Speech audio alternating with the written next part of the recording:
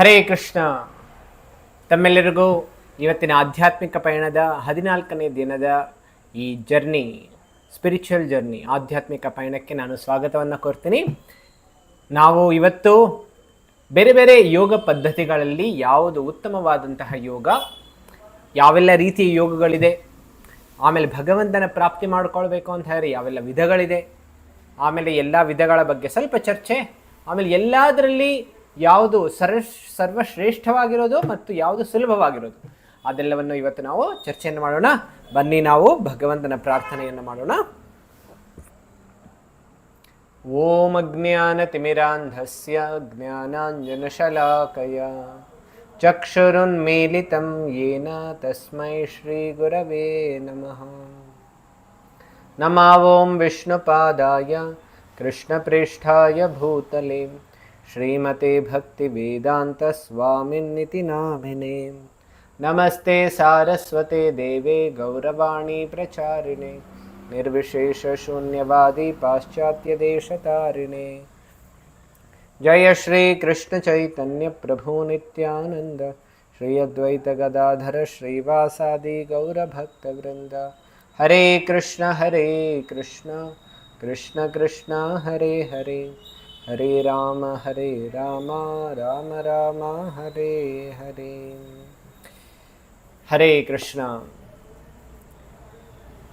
ಯಾರೆಲ್ಲ ಆಧ್ಯಾತ್ಮಿಕ ಪಥದಲ್ಲಿ ಇದ್ದಾರೆ ಅವರೆಲ್ಲರಿಗೂ ಅನ್ನಿಸ್ತಾ ಇರುತ್ತೆ, ನಾನು ಭಗವಂತನ ಪ್ರಾಪ್ತಿ ಮಾಡ್ಕೊಳ್ಬೇಕು ಅಂತ ಹೇಳಿದ್ರೆ, ಭಗವಂತನ ದರ್ಶನ ಮಾಡಬೇಕು ಅಂತ ಹೇಳಿದ್ರೆ, ಇಲ್ಲ ನನ್ನ ಅಸ್ತಿತ್ವವನ್ನು ತಿಳ್ಕೊಳ್ಬೇಕು ಅಂತ ಹೇಳಿದ್ರೆ, ಇಲ್ಲ ಆಧ್ಯಾತ್ಮಿಕ ತತ್ವಗಳ ಜ್ಞಾನವನ್ನು ಪಡ್ಕೊಳ್ಬೇಕು ಅಂತ ಹೇಳಿ ಯಾವುದು ತುಂಬ ಸುಲಭವಾಗಿರುವಂತಹ ಮಾರ್ಗ, ಆಮೇಲೆ ಯಾವುದು ಮಾರ್ಗವನ್ನು ನಾವು ಈಗ ಈ ಕಲಿಯುಗದಲ್ಲಿ ಈಗಿನ 21st ಸೆಂಚುರಿ ಮಾಡ್ರನ್ ಸೊಸೈಟಿನಲ್ಲಿ, ಮಾಡ್ರನ್ ಸಿವಿಲೈಸೇಷನ್, ಸೈಂಟಿಫಿಕ್ ಟೆಕ್ನಾಲಜಿ ಎಲ್ಲ ಆಗ್ತಾ ಇದೆ, ಆಮೇಲೆ ಇಷ್ಟೊಂದು ಕಷ್ಟ ಕೌಟಲ್ಯಗಳು ಇದೆ. ಈ ಸಮಾಜದಲ್ಲಿ ನಾವು ಇರೋವಾಗ ಯಾವುದು ಮಾರ್ಗವನ್ನು ನಾವು ನಮ್ಮ ಜೀವನದಲ್ಲಿ ಅಳವಡಿಸ್ಕೊಳ್ಬೋದು ತುಂಬ ಸುಲಭವಾಗಿ ಮಾಡೋದಕ್ಕೆ. ಅದಷ್ಟೇ ಅಲ್ಲ, ಎಲ್ಲದರಲ್ಲಿಯೂ ಯಾವುದು ತುಂಬ ಉತ್ತಮವಾದಂತಹ ಮಾರ್ಗ. ಈಗ ಯಾರಾದರೂ ಒಂದು ಊರಿನಿಂದ ಮತ್ತೊಂದು ಊರಿಗೆ ಹೋಗಬೇಕು ಅಂತ ಹೇಳಿದ್ರೆ ಎಲ್ಲರೂ ಯೋಚನೆ ಮಾಡ್ತಾ ಇರ್ತಾರೆ, ಈಗ ಯಾವುದು ತುಂಬ ಶಾರ್ಟ್ಕಟ್ ಅಂತ, ಹೌದಲ್ಲ? ಯಾವುದಾದ್ರೂ ಹೈವೇನಲ್ಲಿ ಹೋಗ್ಬಿಡ್ಬೋದಾ, ಇಲ್ಲ ಅಂತ ಹೇಳಿದ್ರೆ ಯಾವುದು ತುಂಬ ನಿರ್ಜನವಾಗಿರುವಂಥ ಪ್ರದೇಶ ಇದೆ, ಯಾವುದು ರೋಡ್ ತುಂಬ ಸ್ಮೂತ್ ಆಗಿದೆ, ಆಮೇಲೆ ಇಲ್ಲ ಮತ್ತೊಂದು ಬಾರಿ ಕೇಳ್ತಾರೆ, ಇಲ್ಲ ಫ್ಲೈಟ್ ಇದೆಯಾ, ಇಲ್ಲ ಟ್ರೈನ್, ಇಲ್ಲ ಬಸ್, ಇಲ್ಲ ಕಾರ್ನಲ್ಲಿ ಹೋಗ್ಬೋದಾ. ಈ ರೀತಿ ಬೇರೆ ಬೇರೆ ವಿಧಾನಗಳು ಇದೆ, ಬೇರೆ ಬೇರೆ ಮಾರ್ಗಗಳಿದೆ. ಆಮೇಲೆ ನಾನು ಯಾವ ಮಾರ್ಗವನ್ನು ನಾನು ಆಯ್ಕೆ ಮಾಡ್ಕೊಳ್ಬೇಕು, ಆಮೇಲೆ ಯಾವುದು ತುಂಬ ಸುಲಭವಾಗಿಯೂ ಇದೆ, ಯಾವುದು ತುಂಬ ಸುಲಭವಾಗಿದೆ, ಆಮೇಲೆ ಯಾವುದು ನನ್ನ ಜೀವನದಲ್ಲಿ ಅಳವಡಿಸ್ಕೊಳ್ಬೇಕು, ಅದೆಲ್ಲವನ್ನು ನಾವು ಈಗ ಅದೇ ರೀತಿ ಭಗವಂತನ ಪ್ರಾಪ್ತಿಗೋಸ್ಕರನು, ನಮ್ಮ ಜೀವನದ ಉದ್ಧಾರಕ್ಕೋಸ್ಕರನು, ಮುಕ್ತಿಯನ್ನು ಪ್ರಾಪ್ತಿ ಮಾಡ್ಕೊಳ್ಳೋದಕ್ಕೋಸ್ಕರನು ಯಾವುದು ಉತ್ತಮವಾದಂತಹ ಮಾರ್ಗ, ಅದನ್ನು ನಾವಿವತ್ತು ಚರ್ಚೆಯನ್ನು ಮಾಡೋಣ. ಭಗವಂತ ಹೇಳ್ತಾರೆ, ತಸ್ಮಾದ್ ಯೋಗಿ ಭವಾರ್ಜುನ. ಭಗವಂತ ಹೇಳ್ತಾರೆ ಎಲ್ಲರೂ ಯೋಗಿಗಳಾಗಬೇಕು ಅಂತ, ಎಲ್ಲರೂ ಯೋಗಿಗಳಾಗಬೇಕು. ತಸ್ಮಾತ್ ಯೋಗಿ ಭವ ಅರ್ಜುನ. ಇದು ಬರೀ ಅರ್ಜುನಗಷ್ಟೇ ಅಲ್ಲ, ಎಲ್ಲರಿಗೂ ಅನ್ವಯ ಆಗುತ್ತೆ. ಯಾಕೆ ಅಂತ ಹೇಳಿದ್ರೆ, ನಾವು ಅರ್ಜುನನ ಪದಚಿಹ್ನೆಯಲ್ಲಿ ನಡೀತಾ ನಮ್ಮೆಲ್ಲರ ಜೀವನವನ್ನು ಉದ್ಧಾರ ಮಾಡ್ಕೊಳ್ಬೇಕು, ಹೌದಲ್ಲ? ನಮ್ಮ ಜೀವನ ಉದ್ಧಾರ ಯಾವಾಗ ಆಗುತ್ತೆ ನೋಡಿ. ಕೆಲವರು ಹೇಳ್ತಾರೆ 3 ಶಬ್ದಗಳಿದೆ, ಒಂದು ಯೋಗಿ, ಒಂದು ಭೋಗಿ, ಮತ್ತೊಂದು ರೋಗಿ. ಯೋಗಿ ಅಂತ ಹೇಳಿ ಯಾರು ಭಗವಂತನ ಜೊತೆ ಸಂಬಂಧವನ್ನು ಬೆಳೆಸ್ಕೊಳ್ತಾರೆ ಅವರನ್ನ ಏನು ಹೇಳ್ತಾರೆ? ಯೋಗಿ. ಯಾರು ಭೋಗಿ ಅಂತ ಹೇಳಿದ್ರೆ ಯಾರು ಭೌತಿಕ ಜನದ ಈ ಭೌತಿಕ ಸಂಸಾರದ ವಿಲಾಸದಲ್ಲಿ, ಈ ಭೌತಿಕ ಸಂಸಾರದ ತುಂಬ ಅತಿ ಹೆಚ್ಚು ಲಾಭವನ್ನು ಪಡ್ಕೊಳ್ಳೋದಕ್ಕೋಸ್ಕರ, ಇಲ್ಲ ಅಂತ ಹೇಳಿದ್ರೆ ಇಲ್ಲಿರುವಂತಹ ಆನಂದವನ್ನು ಪಡ್ಕೊಳ್ಳೋದಕ್ಕೋಸ್ಕರ ಯಾರು ಸತತವಾಗಿ ಪರಿಶ್ರಮ ಪಡ್ತಾ ಇರ್ತಾರೆ ಅವ್ರನ್ನ ಭೋಗಿ ಅಂತ ಹೇಳ್ತಾರೆ. ರೋಗಿ ಅಂತ ಹೇಳಿದ್ರೆ ಯಾರು ಭೌತಿಕ ಜಗತ್ತಿನ ಯಾವುದೇ ರೀತಿ ಆನಂದವೂ ಸಿಗ್ತಾ ಇಲ್ಲ, ಆಧ್ಯಾತ್ಮಿಕ ಆನಂದನೂ ಇಲ್ಲ, ಅವನು ನರಳ್ತಾ ಇದ್ದಾನೆ, ಅವನನ್ನ ರೋಗಿ ಅಂತ ಹೇಳ್ತಾರೆ. ಈಗ ನಾವು ರೋಗಿಯಿಂದನೂ ಮುಂದೆ ಹೋಗೋದಕ್ಕಾಗೋದಿಲ್ಲ, ಭೋಗಿಯಿಂದನೂ ಆಗೋದಿಲ್ಲ. ಯಾಕೆಂದ್ರೆ ಭೋಗಿಗೆ ಆಧ್ಯಾತ್ಮಿಕ ಜಗತ್ತಿನ ಸ್ವಲ್ಪನೂ ಪರಿವೇನೇ ಇಲ್ಲ. ನಾವು ಹೇಗಾಗಬೇಕು, ಯೋಗಿಗಳಾಗಬೇಕು. ಆಗ ಭಗವಂತ ಎಲ್ಲ ಸನ್ನಿವೇಶಗಳಲ್ಲಿಯೂ ನಾವು ಯೋಗಿಗಳಾಗಬೇಕು ಅಂತ ಹೇಳ್ತಾ ಇದ್ದಾರೆ. ಹಾಗಿದ್ರೆ ನಮಗೆಲ್ಲರಿಗೂ ಒಂದು ಪ್ರಶ್ನೆ ಬರ್ಬೋದು, ಯೋಗಿ ಅಂತ ಹೇಳಿದ್ರೆ ಯಾರು? ಈ ಚಿತ್ರದಲ್ಲಿ ಎಷ್ಟೊಂದು ರೀತಿಯ ಫೋಟೋಸ್ಗಳೆಲ್ಲ ಇದೆ, ತಾವೆಲ್ಲರೂ ನೋಡ್ತಾ ಇರ್ಬೋದು. ಕೆಲವರು ತುಂಬ ದೊಡ್ಡ ಜಟ, ಆಮೇಲೆ ತುಂಬ ದಾಡಿ ಮೀಸೆ, ಮತ್ತು ದೊಡ್ಡ ಕೂದಲೆಲ್ಲ ಬೆಳೆಸ್ಕೊಂಡ್ಬಿಟ್ಟಿದ್ದಾರೆ. ಮತ್ತು ಕೆಲವರು ಪೂರ್ತಿ ಶೇವ್ ಮಾಡ್ಕೊಂಡ್ಬಿಟ್ಟಿದ್ದಾರೆ. ಮತ್ತು ಕೆಲವರು ಕಾವಿ ಬಟ್ಟೆ ಹಾಕೊಂಡ್ಬಿಟ್ಟಿದ್ದಾರೆ. ಮತ್ತು ಕೆಲವರು ವೈಟ್ ಬಟ್ಟೆ ಹಾಕೊಂಡ್ಬಿಟ್ಟಿರ್ತಾರೆ. ಮತ್ತು ಕೆಲವರು ಯಾವುದೇ ಬಟ್ಟೆ ಹಾಕ್ಕೊಂಡಿರೋದಿಲ್ಲ. ಮತ್ತು ಕೆಲವರು ತಲೆ ಪೂರ್ತಿ ಕೆದರ್ಕೊಂಡ್ಬಿಟ್ಟಿರ್ತಾರೆ. ಇಂಥವ್ರನ್ನ ಕೆಲವರು ಮತ್ತೆ ಧ್ಯಾನ ಮಾಡ್ತಾ ಕುತ್ಕೊಂಡ್ಬಿಟ್ಟಿರ್ತಾರೆ. ಮತ್ತು ಕೆಲವರು ಮಾತಾಡೋದೇ ಇಲ್ಲ. ಮತ್ತು ಕೆಲವರು ತುಂಬ ಜಾಸ್ತಿ ಮಾತಾಡ್ತಾ ಇರ್ತಾರೆ. ಮತ್ತು ಕೆಲವರು ಆಶೀರ್ವಾದ ಕೊಡ್ತಾ ಇರ್ತಾರೆ. ಆಮೇಲೆ ಮತ್ತೆ ಕೆಲವರು ಅವರ ಶರೀರದ ಕೈಕಾಲುಗಳೆಲ್ಲ ತಲೆ ಮೇಲೆ ಹಾಕ್ಕೊಂಡು, ಇಲ್ಲ ತಲೆ ಮೇಲೆಲ್ಲ ತಲೆ ಕೆಳಗಡೆ ಕೈಕಾಲು ಮೇಲೆ ಹಾಕ್ಕೊಂಡು ನಿಂತ್ಕೊಂಡಿರ್ತಾರೆ. ಮತ್ತು ಕೆಲವರು ಎಷ್ಟೊಂದು ಕಠಿಣವಾಗಿರುವಂಥ ತಪಸ್ಸೆ ಮಾಡ್ತಾ ಇರ್ತಾರೆ, ಊಟನೇ ಮಾಡೋದಿಲ್ಲ. ಮತ್ತು ಕೆಲವರು ಎಲ್ಲ ರೀತಿಯ ಭೋಗವಿಲಾಸದಲ್ಲಿ ಇರ್ತಾರೆ. ಆಮೇಲೆ ಹೇಳ್ತಾರೆ ನಾನು ಯೋಗಿ ಅಂತ ಹೇಳ್ತಾರೆ. ಇಂಥವ್ರನ್ನ ಈಗ ಹೇಗೆ ತಿಳ್ಕೊಳ್ಳೋದು, ಯಾರು ಯೋಗಿ ಯಾರು ಭೋಗಿ ಅಂತ ಹೆಂಗೆ ಗೊತ್ತಾಗುತ್ತೆ? ಅದಕ್ಕೋಸ್ಕರ ನಾವು ಶಾಸ್ತ್ರದ ಆಧಾರದಿಂದ ತಿಳ್ಕೊಳ್ಬೇಕಾಗತ್ತೆ. ನೋಡಿ, ಮೊದಲನೇದು, ಯಾವ ವ್ಯಕ್ತಿ ತುಂಬ ಒಳ್ಳೆ ಜಿಮ್ಗೆ ಹೋಗಿ ಆಮೇಲೆ ತುಂಬ ಬಾಡಿ ಬಿಲ್ಡಪ್ ಮಾಡ್ಕೊಂಡಿರ್ತಾರೆ, ಇಲ್ಲ ಇಬ್ಬರು ಯಾರು ಪ್ರತಿದಿನ ಯೋಗಾಸನ ಮಾಡ್ತಾರೆ, ಅಂತಹ ವ್ಯಕ್ತಿ ಶರೀರವನ್ನು ತುಂಬ ಬಲಿಷ್ಠವಾಗಿ ಮಾಡ್ಕೊಳ್ಳೋದಕ್ಕೆ, ಆರೋಗ್ಯವಾಗಿ ಮಾಡ್ಕೊಳ್ಳೋದಕ್ಕೆ ಮತ್ತು ತುಂಬ ಸುಂದರವಾಗಿ ಇರೋದಕ್ಕೆ, ಇಲ್ಲ ತುಂಬ ಹೆಲ್ದಿಯಾಗಿರೋಕೊಳ್ಳೋದಕ್ಕೆ ಬರೀ ಯಾರು ಯೋಗಾಸನ ಮಾಡ್ತಾರೆ ಅವರನ್ನು ಯೋಗಿ ಅಂತ ಹೇಳಿ ನಾವು ಕರೆಯೋದಕ್ಕೆ ಆಗೋದಿಲ್ಲ. ಮೊದಲು ನಾವು ಯಾರು ಯೋಗಿ ಅಲ್ಲ ಅಂತ ತಿಳ್ಕೊಳ್ಬೇಕು, ಆಮೇಲೆ ಯಾರು ಯೋಗಿ ಅಂತ ನಾವು ತಿಳ್ಕೊಳ್ಳೋಣ. ಅಂದರೆ ಯಾರು ಬರೀ ದೈಹಿಕ ಪೌಷ್ಟಿಕವನ್ನು ಮಾಡ್ಕೊಳ್ಳೋದಕ್ಕೋಸ್ಕರ ಯಾರು ಯೋಗವನ್ನು ಮಾಡ್ತಾರೆ, ಆಸನ ಪ್ರಾಣಾಯಾಮ ಎಲ್ಲ ಮಾಡ್ತಾರೆ, ಅವರು ನಿಜವಾದ ಯೋಗಿ ಅಲ್ಲ.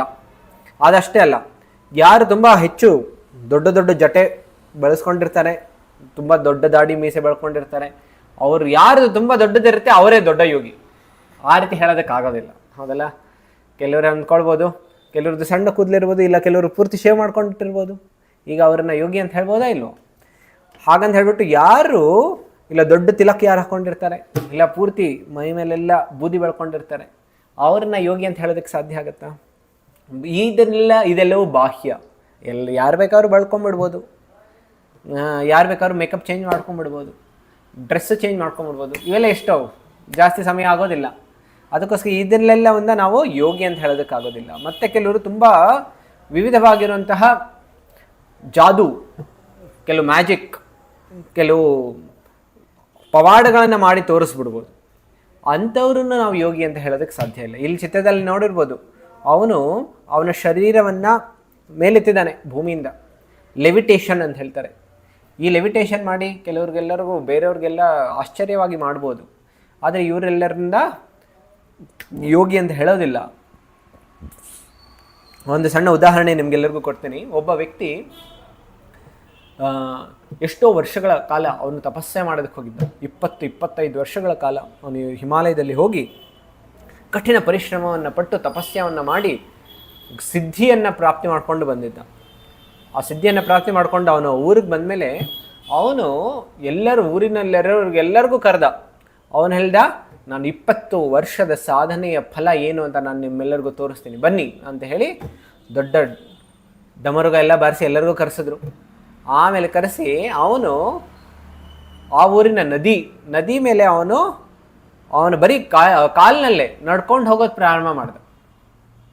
ಆಮೇಲೆ ಅಲ್ಲಿನ ಊರಿನ ಜನ ಎಲ್ಲರೂ ತುಂಬ ಆಶ್ಚರ್ಯಚಕಿತರಾದರು, ಮತ್ತು ಎಲ್ಲರೂ ಚಪ್ಪಾಳೆ ತಟ್ತಾಯಿದ್ರು. ಎಲ್ಲ ಸಾಮಾನ್ಯವಾದಂತಹ ಜನರು, ಅವ್ರಿಗೆಲ್ಲರೂ ತುಂಬ ಖುಷಿಯಾಗೋಯ್ತು. ನಮ್ಮೂರಿನಲ್ಲೂ ಯಾರೋ ಒಬ್ಬ ತುಂಬ ಸಾಧನೆ ಮಾಡಿ ಬಂದಿದ್ದಾನೆ, ದೊಡ್ಡ ಯೋಗಿ ಮಹಾಪುರುಷನು ಬಂದಿದ್ದಾನೆ ಅಂತ ಹೇಳಿ ಹೇಳ್ತಾಯಿದ್ರು. ಆದರೆ ಅಲ್ಲಿ ಒಬ್ಬ ಹರೇ ಕೃಷ್ಣ ಭಕ್ತರಿದ್ದರು. ಅವರು ಬೋಟ್ ಓಡಿಸ್ತಾಯಿದ್ರು. ಬೋಟ್ ಓಡಿಸ್ತಾ ಹರೇ ಕೃಷ್ಣ ಮಂತ್ರ ಜಪ ಮಾಡ್ತಾಯಿದ್ರು. ಅವನು ಬಂದ್ಬಿಟ್ಟು ಇವನಿಗೆ ಹೇಳಿದ, ನೀನು ಏನು 20 ವರ್ಷದ ಸಾಧನೆ ಮಾಡಿದೆಯಲ್ಲ, ಅದು ಬರೀ 20 ಪೈಸಾ ಬಾಳ್ಕೆಗೆ ಬರುತ್ತೆ ಅಷ್ಟೇ ಅಂತ ಹೇಳಿದ. ಅವನಿಗೆ ಆ ಯೋಗಿಗೆ ತುಂಬ ಕೋಪ ಬಂದ್ಬಿಡ್ತು. ಅವನು ಹೇಳ್ತಾ ಇದ್ದ, ಏನು 20 ವರ್ಷದ ಸಾಧನೆ ಬರೀ 20 ಪೈಸೆದು ಹೇಗೆ ಅಂತ ಕೇಳಿದ. ಅವನು ಹೇಳಿದ, ನಾನು ಬೋಟ್ ಓಡಿಸ್ತೀನಲ್ಲ, ದೋಣಿ ಸಾಗಿಸ್ತೀನಿ, ಇಲ್ಲಿಂದ ಈ ಕೊನೆಯಿಂದ ಆ ಕೊನೆಗೆ ಕರ್ಕೊಂಡು ಹೋಗೋದಕ್ಕೆ ಬರೀ 20 ಪೈಸೆ ತೊಗೊಳ್ತೀನಿ ನಾನು ಒಬ್ಬರಿಗೆ. ಆ 20 ಪೈಸೆದು ಪರಿಶ್ರಮ ನೀನು 20 ವರ್ಷ ಸಾಧನೆ ಮಾಡಿ ತಗೊಂಡಿದೀಯ. ಹಾಗಿದ್ರೆ ನಿನ್ನ ಸಂಪೂರ್ಣ ತಪಸ್ಸಿನ ಫಲದ ಬೆಲೆ ಎಷ್ಟು ಅಂತ ಹೇಳಿದ್ರೆ 20 ಪೈಸೆ ಅಷ್ಟೇ ಅಂತ ಹೇಳ್ತಾ ಇದ್ದ. ಯಾಕೆ ಅಂತ ಹೇಳಿದ್ರೆ ಅವನಿಗೆ ಜೀವನದ ಮಹತ್ವ ಗೊತ್ತಿತ್ತು, ಜೀವನದ ಗುರಿ ಧ್ಯೇಯ ಗೊತ್ತಿತ್ತು. ಬರೀ ಜೀವನದ ಗುರಿ ಧ್ಯೇಯ ಬರೀ ಸಿದ್ಧಿಯನ್ನು ಪ್ರಾಪ್ತಿ ಮಾಡ್ಕೊಂಡ್ಬಿಟ್ಟು ಕೆಲವ್ರನ್ನೆಲ್ಲರಿಗೂ ಮೆಚ್ಚಿಸಿ ಅವರಿಂದ ಚಪ್ಪಾಳೆ ಪ್ರಶಂಸೆಯನ್ನು ತಗೊಂಡ್ರೆ ಜೀವನದಲ್ಲಿ ಏನು ಲಾಭ ಪಡ್ಕೊಳ್ಳೋದಕ್ಕೆ ಸಾಧ್ಯ ಆಗುತ್ತೆ? ಜೀವನದ ಲಾಭ ಬರೀ ಇಷ್ಟೇ ಅಲ್ಲ. ಮನುಷ್ಯನ ಜೀವನ ಸಿಕ್ಕಿರೋದು ಪರಮಾರ್ಥದ ಪ್ರಾಪ್ತಿ ಮಾಡ್ಕೊಳ್ಳೋದಕ್ಕೋಸ್ಕರ. ಏನು ಆ ಪರಮಾರ್ಥದ ಪ್ರಾಪ್ತಿ? ನೋಡಿ, ನಿಜವಾದ ಯೋಗ ಅಂತ ಹೇಳಿದ್ರೆ ಏನು? ನೋಡಿ, ನಮ್ಮೆಲ್ಲರದು ಒಂದು ಸಣ್ಣ ಪಾಪು ಕೈ ಇದ್ದ ಹಾಗೆ, ಅಲ್ಲಿ ನೋಡಿ ದೊಡ್ಡ ಕೈ ಇದೆ, ಅದು ಭಗವಂತನಿದ್ದ ಹಾಗೆ. ನಿಜವಾದ ಯೋಗ ಅಂತ ಹೇಳಿದ್ರೆ ಜೀವಿ ಆತ್ಮ ಮತ್ತು ಪರಮಾತ್ಮನ ಸಂಯೋಗ, ಅದನ್ನು ಯೋಗ ಅಂತ ಹೇಳ್ತಾರೆ. ಯುಜ್, ಯೋಗ ಅನ್ನುವಂಥ ಶಬ್ದ ಯಾವುದರಿಂದ ಬರುತ್ತೆ ಅಂದರೆ ಯುಜ್. ಯುಜ್ ಅಂತ ಹೇಳಿದ್ರೆ ಕನೆಕ್ಟ್, ರೀಕನೆಕ್ಟ್. ಈಗ ನಾವೆಲ್ಲರೂ ಭಗವಂತನಿಂದ ಬೇರ್ಪಡೆ ಆಗೋಗ್ಬಿಟ್ಟಿದ್ದೀವಿ, ಹೌದಲ್ಲ? ಭಗವಂತ ನಮ್ಮೆಲ್ಲರ ಹೃದಯದಲ್ಲೂ ಇದ್ದಾರೆ, ಆದರೆ ನಮಗೆ ಭಗವಂತನ ಪರಿಚಯನೇ ಇಲ್ಲ. ಆಮೇಲೆ ಯಾರು ಅಂತ ಭಗವಂತನೂ ಗೊತ್ತಿಲ್ಲ ನಮಗೆ, ಭಗವಂತನ ಸಂಬಂಧವೇ ಮರ್ತೋಗ್ಬಿಟ್ಟಿದ್ವಿ. ಯಾವಾಗ ನಮ್ಮ ಮತ್ತು ಭಗವಂತನ ನಡುವೆ ಸಂಬಂಧ ಪುನರ್ಸ್ಥಾಪನೆ ಆಗುತ್ತೆ, ಆ ಪುನರ್ಸ್ಥಾಪನೆ ಮಾಡುವಂತಹ ಮಾರ್ಗ ಅದನ್ನು ಯೋಗ ಅಂತ ಹೇಳ್ತಾರೆ. ಎಲ್ಲರ ಈಗ ಕೆಲವರು ಮಾತ್ರ ಈ ಸಂಬಂಧ ಇದೆಯಾ? ತುಂಬ ಮಹಾಪುರುಷರಿಗಷ್ಟೇನಾ? ಇಲ್ಲ. ಎಲ್ಲ ಜೀವಿಗಳು ಭಗವಂತನ ಜೊತೆ ತುಂಬ ಆತ್ಮೀಯವಾದಂಥ ಸಂಬಂಧವನ್ನು ಹೊಂದಿದ್ದಾರೆ. ಆದರೆ ಆ ಸಂಬಂಧವನ್ನು ಎಲ್ಲರೂ ಮರ್ತೋಗ್ಬಿಟ್ಟಿದ್ದಾರೆ. ಆ ಸಂಬಂಧವನ್ನು ಪುನರ್ಸ್ಥಾಪನೆ ಮಾಡುವಂತಹ ತುಂಬ ಮಹಿಮಾ ಅನ್ವಿತ ಕಾರ್ಯ ಅಂತ ಹೇಳಿದ್ರೆ ಯೋಗ ಅಂತ ಹೇಳ್ತಾರೆ. ಅದಕ್ಕೋಸ್ಕರ ಹೇಳ್ತಾರೆ ಯೋಗಿ ಅಂತ ಹೇಳಿದ್ರೆ ಜೀವಾತ್ಮ ಮತ್ತು ಭಗವಂತನ ಪ್ರೇಮದ ಬಂಧನವನ್ನು ಮರುಸ್ಥಾಪನೆ ಮಾಡುವಂತಹದ್ದು. ಈ ಮರುಸ್ಥಾಪನೆ ಮಾಡುವಂತಹ ಯೋಗದ ಮಾರ್ಗ ಅಂತ ಹೇಳಿದ್ರೆ ಸನಾತನ ಧರ್ಮ. ಸನಾತನ ಧರ್ಮ ಅಂತ ಹೇಳಿದ್ರೆ ಏನು ನೋಡಿ ಹೇಳ್ತಾರೆ. ಧರ್ಮ ಅಂದರೆ ಯಾವುದನ್ನು ವಸ್ತುವಿನಿಂದ ಬೇರೆ ಮಾಡಲು ಆಗುವುದಿಲ್ಲವೋ ಅಥವಾ ಯಾವುದು ನಿರಂತರ ಸಂಗಾತಿಯಾಗಿದೆ ಅಂತ ಹೇಳಿದ್ರೆ ಸನಾತನ. ಸನಾತನ ಅಂದರೆ ಶಾಶ್ವತವಾಗಿರುವಂಥದ್ದು, ಯಾವುದು ಕ್ಷಣಿಕ ಅಲ್ಲ, ಯಾವುದು ತಾತ್ಕಾಲಿಕ ಅಲ್ಲ, ಯಾವುದು ಆಪತ್ತು ಧರ್ಮ ಅಲ್ಲ. ಸನಾತನ ಅಂತ ಹೇಳಿದ್ರೆ ಶಾಶ್ವತವಾಗಿ ಎಲ್ಲ ಸಮಯದಲ್ಲೂ ಅನ್ವಯ ಆಗುತ್ತೆ, ಎಲ್ಲ ಕಾಲದಲ್ಲೂ ಎಲ್ಲ ವ್ಯಕ್ತಿಗಳಿಗೂ ಅನ್ವಯ ಆಗುತ್ತೆ, ಎಲ್ಲ ಜೀವಿಗಳಿಗೂ ಅನ್ವಯ ಆಗುತ್ತೆ. ಅದನ್ನು ಸನಾತನ ಧರ್ಮ ಅಂತ ಹೇಳ್ತಾರೆ. ಯಾವುದಕ್ಕೆ ಜನ್ಮ ಇಲ್ಲ, ಯಾವುದಕ್ಕೆ ಅಂತ್ಯ ಇಲ್ಲ, ಅದನ್ನು ಸನಾತನ ಧರ್ಮ ಅಂತ ಹೇಳ್ತಾರೆ. ಯಾವುದು ಆ ಸನಾತನ ಧರ್ಮ? ನೋಡಿ ಹೇಳ್ತಾರೆ ನೀರಿನ ಧರ್ಮ ಅಂತ ಹೇಳಿದ್ರೆ ಏನು? ಅದು ದ್ರವಿತವಾಗಿರುತ್ತೆ. ದ್ರವಿತವಾಗಿರೋದನ್ನ ನೀರಿನಿಂದ ಬೇರ್ಪಡೆ ಮಾಡೋದಕ್ಕೆ ಸಾಧ್ಯ ಇಲ್ಲ. ಅದಕ್ಕೋಸ್ಕರ ನೀರಿನ ಧರ್ಮ ಏನು? ದ್ರವಿಕೆ. ಅದಷ್ಟೇ ಅಲ್ಲ, ಸಕ್ಕರೆಯ ಧರ್ಮ ಏನು? ಸಿಹಿಯಾಗಿರೋದು. ಆಮೇಲೆ ಅಗ್ನಿಯ ಧರ್ಮ ಏನು? ಉಷ್ಣತೆ ಮತ್ತು ಬೆಳಕನ್ನು ಕೊಡುವಂಥದ್ದು. ಈ ರೀತಿ ಎಲ್ಲ ವಸ್ತುಗಳಿಗೂ ಅದರದ್ದೇ ಆದಂತಹ ಧರ್ಮ ಇದೆ. ಇದೆಲ್ಲ ನಿರ್ಜೀವ ವಸ್ತುಗಳು. ಹಾಗಿದ್ರೆ ನಾವೆಲ್ಲರೂ ಇರುವಂತಹ ವ್ಯಕ್ತಿಗಳು, ನಮ್ಮೆಲ್ಲರಿಗೂ ಏನು ಧರ್ಮ ಇದೆ? ಯಾವುದು ನಮ್ಮನ್ನು ಬೇರ್ಪಡಿಸಕ್ಕೆ ಆಗೋದಿಲ್ಲ. ಈಗ ಸಕ್ಕರೆಯಿಂದ ಸಿಹಿಯನ್ನು ಏನಾದ್ರು ಬೇರ್ಪಡಿಸ್ಬಿಟ್ರೆ ಅದನ್ನು ಸಕ್ಕರೆ ಅಂತ ಯಾರು ಹೇಳೋದಿಲ್ಲ. ಇಲ್ಲ, ಯಾರಾದರೂ ಮೆಣಸಿನ್ಕಾಯಿ ಇದೆ, ಮೆಣಸಿನ್ಕಾಯಿಯಿಂದ ಖಾರ ಏನಾದ್ರು ತೆಗೆದುಬಿಟ್ರೆ ಅದನ್ನು ಮೆಣಸಿನ್ಕಾಯಿ ಅಂತ ಹೇಳೋದಕ್ಕೆ ಸಾಧ್ಯ ಆಗುತ್ತಾ? ಅದೇ ರೀತಿ ನಮ್ಮ ಜೀವಿಗಳಿಂದ ಯಾವುದು ಬೇರ್ಪಡಿಸೋದಕ್ಕೆ ಆಗೋದಿಲ್ಲ, ಯಾವುದು ತುಂಬ ಮುಖ್ಯವಾಗಿರುವಂಥ ಅಂಶ, ಅದನ್ನು ನಾವು ಧರ್ಮ ಅಂತ ಹೇಳ್ತೀವಿ, ಅದನ್ನು ಸನಾತನ ಧರ್ಮ ಅಂತ ಹೇಳ್ತೀವಿ. ಯಾವುದು ಆ ರೀತಿ ಎಲ್ಲ ಜೀವ ವಸ್ತುಗಳಲ್ಲಿರುವಂಥದ್ದು? ನಾವು ಸ್ವಲ್ಪ ಈಗ ವಿಚಾರವನ್ನು ಮಾಡೋಣ. ಸೇವೆ ಮಾಡುವುದು ಮತ್ತು ಪ್ರೀತಿ ಮಾಡುವ ಈ ಲಕ್ಷಣಗಳು ಏನು? ಎಲ್ಲ ಜೀವಿಗಳಲ್ಲಿಯೂ ಇದೆ. ನೋಡಿ, ಸೇವಾ ಮಾಡ್ತಾ ಇರ್ತಾರೆ ಮತ್ತು ಎಲ್ಲ ಜೀವಿಗಳಿಗೆ ಪ್ರೀತಿ ಮಾಡುವಂತಹ ಲಕ್ಷಣಗಳಿದೆ. ಆಮೇಲೆ ಇಲ್ಲಿ ನೋಡಿ, ಈ ಒಂದು ತಂದೆ ಮಗುವಿನ ಜೊತೆ ಆಟ ಆಡ್ತಾ ಇದ್ದಾರೆ, ಅಂದರೆ ಪ್ರೇಮದ ಸಂಬಂಧಗಳಿದೆ.